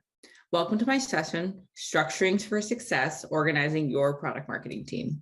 Now, we all know that structure matters. Think about how much time we as product marketers spend laboring over the structure of storylines and narratives and pitch decks, or how we'll structure a sales training session to ensure reps leave with an understanding of how to sell a new product in the market. It's only natural you begin to wonder, is my team really structured for success? Are we aligned to the right needs of the business? What could make us more efficient and effective? In the latest State of Product Marketing report, the Product Marketing Alliance found that the majority of PMM teams report into marketing at 62%. Far fewer report into product, the CEO, and other functions of the business. So within those departments, what exactly are the product marketing teams orienting around? Lindsay Bayak, Pluralsight CMO and longtime product marketing mentor to me, offers her expertise on the most common types of product marketing team structures, with them shaped around feature, function, line of business or buying segment, and by objective. Let's dig a little bit deeper into each one of these. First, by feature. Organizing a product marketing team around features is the traditional approach and simple and can make the most sense for product marketing teams that are just getting started. Often, these product marketers are paired with anywhere from 1 to 4 product managers to focus on messaging, positioning, launch strategy, and enablement for that feature set. The biggest benefit here is that there's close alignment between the PMM and the PM. The PMM is more likely to be brought into the product development process earlier and have enough time to effectively shape the messaging for feature through the product betas and launches. The biggest drawback here is going to be that this puts blinders on your messaging and go to market. PMMs become entirely too feature focused and try to message those features to the customer. This approach means it's likely that your messaging doesn't speak to the holistic value of your product. And it's incredibly difficult for marketing and sales teams to drive demand here. Next, organizing by function. When I say functions, I mean the sub-focuses within product marketing: market intelligence, messaging and positioning, launch and go-to-market strategy, and sales enablement. PMMs would focus on these specific sub-functions in this structure. The benefit here is focus. You've got specialists who have deep expertise in specific areas. The drawback is fragmentation. As Lindsay puts it, you're separating the what, sales enablement, from the why, which is the buyer and user research. What makes product marketing such a strategic field is the integration of the research, storytelling, and go-to-market strategy. Additionally, you may find that your PMMs don't really want to specialize in their career. It can technically pigeonhole them, and they may want something that's a little bit more broad. Another way that structure is by line of business or buyer. When I say business or line of business, I mean business functions like marketing, sales, finance, legal, and so on. This approach is most advantageous if you sell different products to different buyers within the same organization. A drawback is you'll be very inefficient if you only have 1 or 2 lines of business. You can also orient around the buying segment, meaning the PMMs are aligned to how the sales team structures around segments. This approach requires that buying segments are distinct enough, for instance, size of a business, vertical, industry, geography, and helps strengthen the relationship with sales teams. What's difficult about structuring on buyer segments is that it can be difficult to pinpoint who is responsible for what when a sub-function spans those buying segments. For example, who owns competitive intelligence for the entire product portfolio? It can be difficult and tricky. Finally, you can orient your teams by objective. objectives tied to metrics impacting revenue, brand awareness, and more. If you have product marketers focused on retention of customers and decreasing churn, they'd be focused on driving product adoption and engagement. Yet product marketers focused on brand awareness would be focused on thought leadership messages and top of funnel campaigns. This optimal model provides for the most agility. Product marketing teams can reorient based on the biggest business need. These teams tend to be more project focused, so they can prioritize based on the customer need of the moment. And that means you need product marketers who are generalists, so they can jump in on any project. A drawback here is, though, it can create ambiguity for teams, requiring addressing more fire drills, and makes it difficult for product marketing teams to evangelize exactly what their work is across the business because it's always changing. So to recap this, most teams decide to orient by feature, by function, by line of business or buying segment, and by objective. So you must be wondering, how should you come to a decision?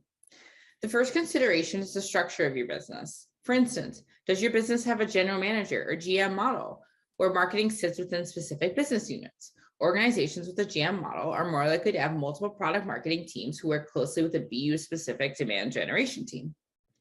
The second consideration is the stage of growth of your business. The Product Marketing Alliance's State of Product Marketing Leadership Report found that 5% of PMM teams are at early pre-product market fit companies, 17% are at early post-product market fit, 35% at mid-growth to established go-to-market, and 25% at late growth scale-up, with just 18% at the enterprise stage. Stage of growth relates very, very closely to the third consideration, which is the size of your PMM team. The Product Marketing Alliance also found that 21% of PMM teams surveyed are a team of one, 42% have 2 to 4 product marketers, 35% work in teams of 5+ PMMs, and 13% are on teams of 10 or more. It's common that product marketing teams at early pre-product and post-product market fit are teams of 1 to 3 PMMs that serve as generalists, covering all angles of product marketing and likely even areas outside of core product marketing responsibilities, like content marketing, for instance. The whole goal is fine-tuning the messaging, positioning, and product direction to solidify product market fit. These smaller teams can also be product-led growth organizations, or organizations that use their product rather than a sales team as the main source of new customer acquisition. Product-led growth companies need PMMs right away to ensure they have PMMs who can help influence the go-to-market over digital channels, and then influence how the product drives leads, onboards new customers, expands their product usage, converts them to paid customers, and keeps getting them to buy more. Sometimes in product-led growth companies actually means product marketing teams can be bigger because they're responsible for so much more. Teams that have 4+ PMMs are likely starting to orient more around features or functional specializations. And those that start to creep into higher double-digit numbers are likely to orient around lines of business, buying segments, and objectives, as the organization likely has more products and more buyers. The fourth consideration here is going to be your business performance. And this is where a team structure and objectives is very beneficial. Again, this model means that the team can right-size and reorient for the needs of the business. If lead conversion is suffering when handed off from marketing and sales, a PMM team can focus on sales enablement. Later, when that problem is solved, the team could focus on something else. I know there's a lot to think about when you think about structuring your team, so I'd love to share my own experience to provide a little bit more color and clarity. Now, when I joined my organization, I was the first PMM under 3 directors and a VP of product marketing. We reported into product marketing and supported one product with product market fit. At the time, we were all generalists, focused on helping the business reposition and remessage to the enterprise segment and a new buyer persona. As the team grew, we continued to be generalists. It was important that all team members were full stack PMMs so we could jump in on any project at any time. Over time, clear strengths emerged from the various teams within product marketing. One team was very adept at product launches and PM relationships. Another one was driving deep into market research, helping drive demand and events. And the final team was really focused on sales enablement. So we made it official and we were oriented by what we called squads. The product squad focused on the 4 functions of PMM, but for their specific feature set. They worked closely with the product team and prepared the GTM launch story. This launch story was then turned over to the sales squad, who built out all the sales enablement. They also served as a team to respond to any sales needs. And finally, that launch story enablement was turned over to the marketing squad, who infused it into events and our go-to-market. This approach worked for a bit. Product marketers were able to hone their specific skills, and we built strong relationships with different departments. Yet as we scaled, signals were telling us we needed to evolve. Signals like, at the time as an individual contributor, I didn't want to be pigeonholed to a specialized career path. Our product teams were lamenting that they didn't have enough support from the product marketers. We had gotten to an unwieldy ratio of 1 to 5 PM to PMMs, and could affect, so we couldn't really do our jobs. And no one was thinking about how do all these individual feature messages roll up into that full product narrative. We simply didn't have bandwidth. Another signal was our marketing teams were having issues driving demand with the messaging. It was too feature focused, and a lack of top of funnel messaging was hurting them. That extended to the sales team, as they had trouble articulating the full value of the product and not just features. Yet the nail in the coffin signal really was an acquisition of new companies and then building out of our service line that made us a multi-product portfolio company. According to the Product Marketing Alliance, 34% of product marketers support 5+ products, and that's incrementally increased since being benchmarked in 2019. We face that same need with growing products in our portfolio. All the while, the product marketing teams were moved out of marketing into the product units. So today, we have product marketing teams that sit within those product units. To help with that need of the overall holistic messaging, I moved out of product marketing back into marketing. My team is responsible for portfolio solutions marketing, and our go-to-market crew is focused on integrated marketing campaigns. What that means is my team of portfolio and solution marketers work closely with the product marketing teams to build a cohesive and comprehensive portfolio and solutions messaging that informs our thought leadership, our solutions go-to-market, and our campaign strategy. The go-to-market crew builds and manages campaigns based on the messaging to drive demand for the full value of the portfolio, while product marketing works with marketing to build out plays that help our revenue teams sell specific products or solutions throughout the portfolio. And we're still evolving this. This continual iteration speaks to the overall continual evolution of the product marketing discipline. There's signs of a bright strategic future for product marketing teams and how it's structured. Take the team at Unbounce. Tamara Grominski, their chief strategy officer, shares that they have a central product marketing team that sits outside of both product and marketing in a new department called strategic growth. While that may not be realistic for your organization today, above all, what matters is your team's agility, your ability to reorient around new needs and problems, to quickly capitalize on opportunities and close any gaps that arise, to restructure to make the most for your business, your customers, and your team members. Now, I hope you've learned a little bit, and I hope you enjoy the rest of Product Marketing Misunderstood.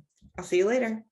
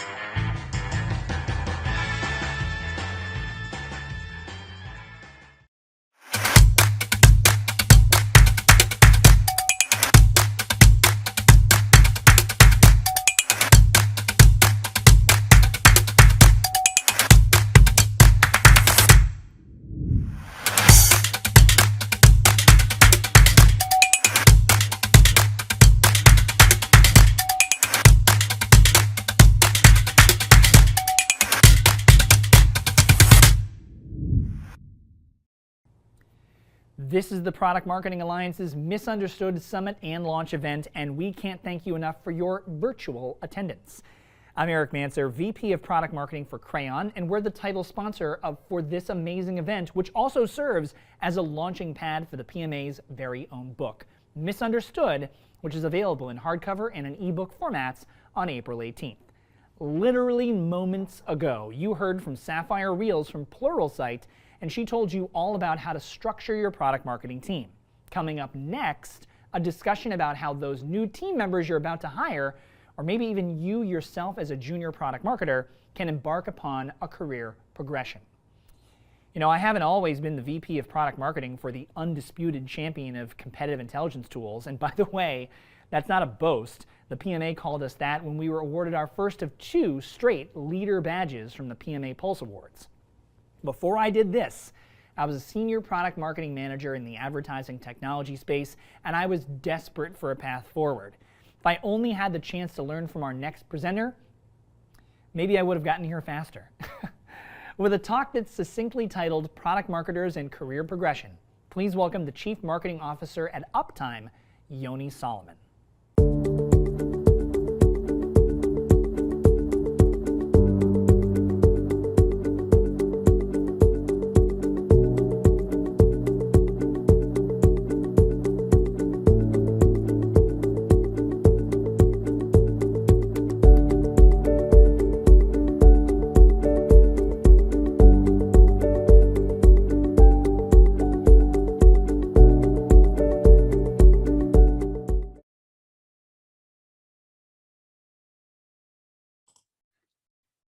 Hello, everybody, and welcome back to Product Marketing Misunderstood.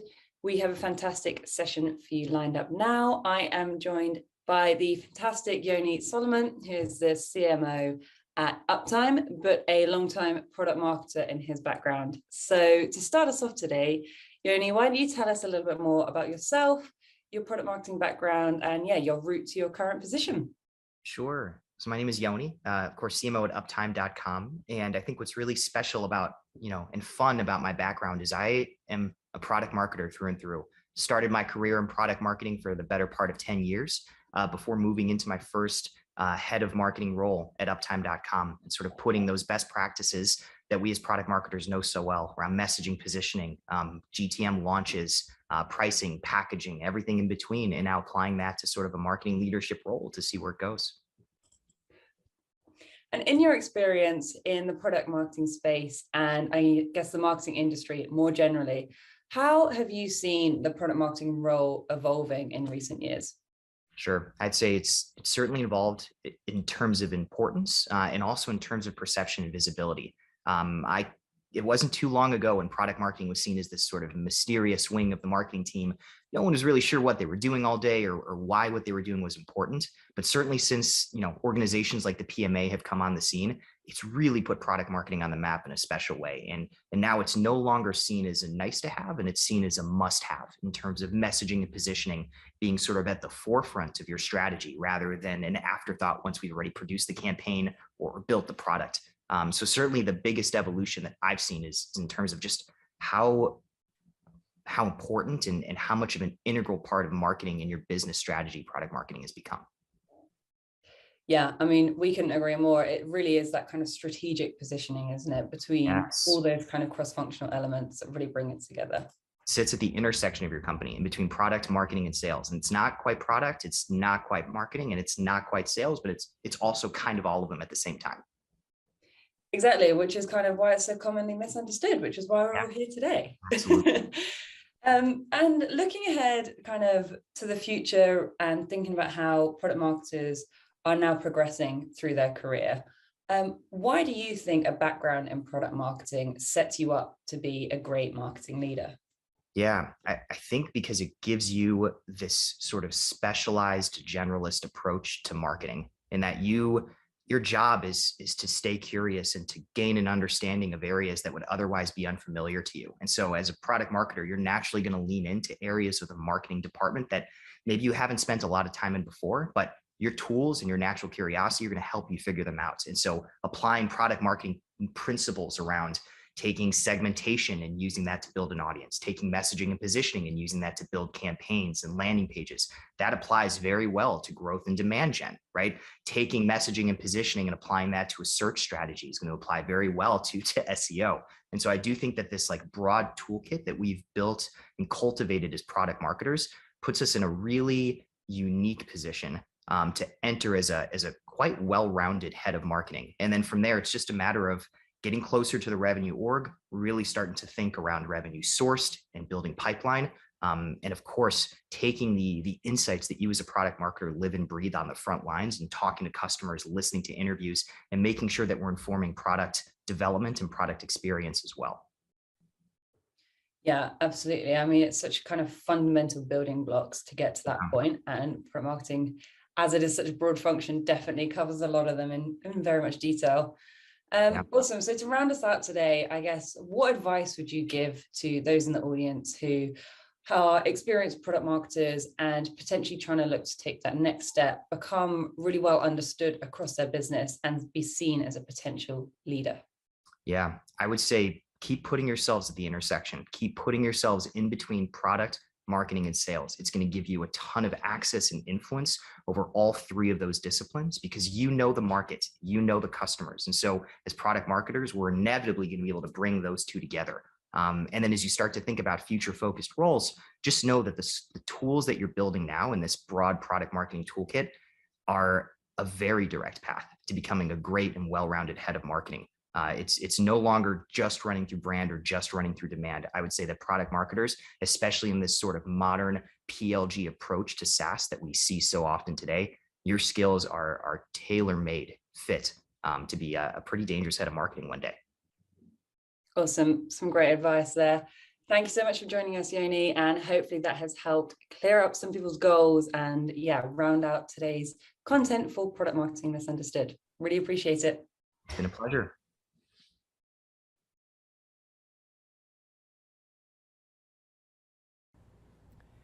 What an incredible day. I mean, I don't know about you, but the first ever Product Marketing Alliance Misunderstood Virtual Summit was an amazing one, and I can't thank you enough for giving me the opportunity to be your host for the day. By the way, I'm Eric Manser, VP of Product Marketing at Crayon, and we were the title sponsor of this fantastic showcase. I mean, seriously, how awesome was this series of speakers, keynote speeches, fireside chats, and general words of wisdom? You heard Maggie Tharp from Form Assembly give young product marketers everything they need to know as they start their journey into this wild career field. You sat there holding your breath as Sridhar Ramanathan from the Aventi Group told you about the 5 big go-to-market slip-ups to avoid this year. And you heard Natalie Marcotulio talk for 25 minutes on how to incorporate product-led content into your marketing funnel. And there was like 20 more sessions in between all of those. Look, on the off chance you missed any of what today's events had to offer, head over to the on-demand content library at the PMA's website, where you'll find links to view the videos of each and every one of these incredible sessions. PMA members will have unlimited access to the recordings from the Misunderstood Summit alongside previous event footage, exclusive articles, templates, frameworks, and much, much more. And if you're not a member, what are you waiting for? Head to productmarketingalliance.com and sign up today. The reason why today's event was called Misunderstood is because the team at the Product Marketing Alliance is coming out with a book this spring that has the exact same name. Misunderstood will be available in hardcover and ebook formats on April 18th. So be on the lookout for more information about the book as we get closer to the release date. But before we go, I've got to say a few more words about competitive intelligence because it is what I do for a living. My company, Crayon, is the established leader of the competitive intelligence software industry, and we believe that the use cases for CI go way beyond simply using it for sales battle cards. See, competitive intelligence should drive real business impact throughout your entire organization, whether it's your product team finding valuable insights to direct their development roadmap, your customer success team being empowered to help fend off rivals who are trying to sign your clients away, or your C-suite using competitive intel to keep a finger on the pulse of the market so they can make more strategic decisions in a much more informed way. But please, please don't take my word for it. Industry organizations like the Product Marketing Alliance, independent market research firms like Forrester, and the enthusiastic reviews of our own users on G2 have said the exact same thing. For more information, Head over to crayon.co and request a free demo of our software, and while you're there, check out some of the amazing free content that Crayon's created since 2016. It has been an honor and a pleasure to have been your host for today's event, and I even pulled double duty as a presenter. I'm Eric Manser. Thanks so much for attending the Product Marketing Alliance's Misunderstood event, and be on the lookout for Misunderstood the book in shops and online later this year. Bye for now.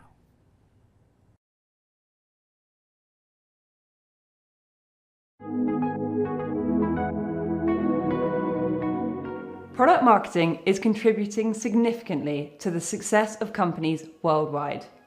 Vital to processes such as go-to-market strategy, messaging and positioning, competitive intelligence, to name a few.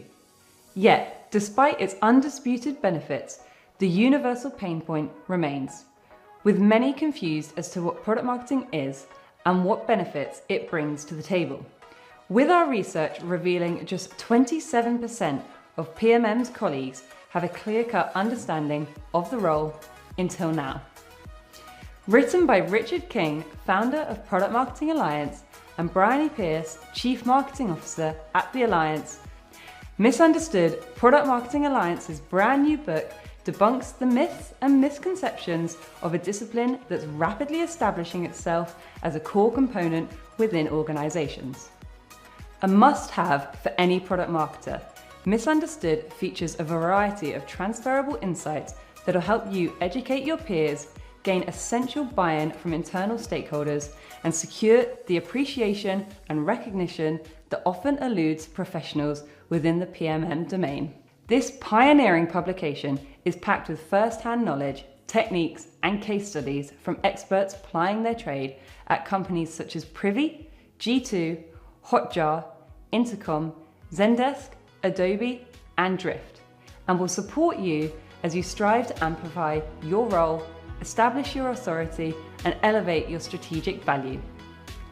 As the ultimate toolkit for positioning yourself as a PMM, each chapter flips common product marketing principles like positioning, personas, segmentation, and more on their head to illustrate how product marketers applying their own trade on their colleagues can result in ultimate aha moment and result in your peers finally understanding the real strategic value you bring to the role and to the company as a whole.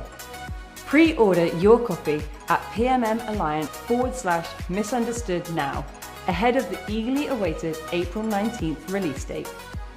Correct misconceptions, ditch discrepancies, be understood.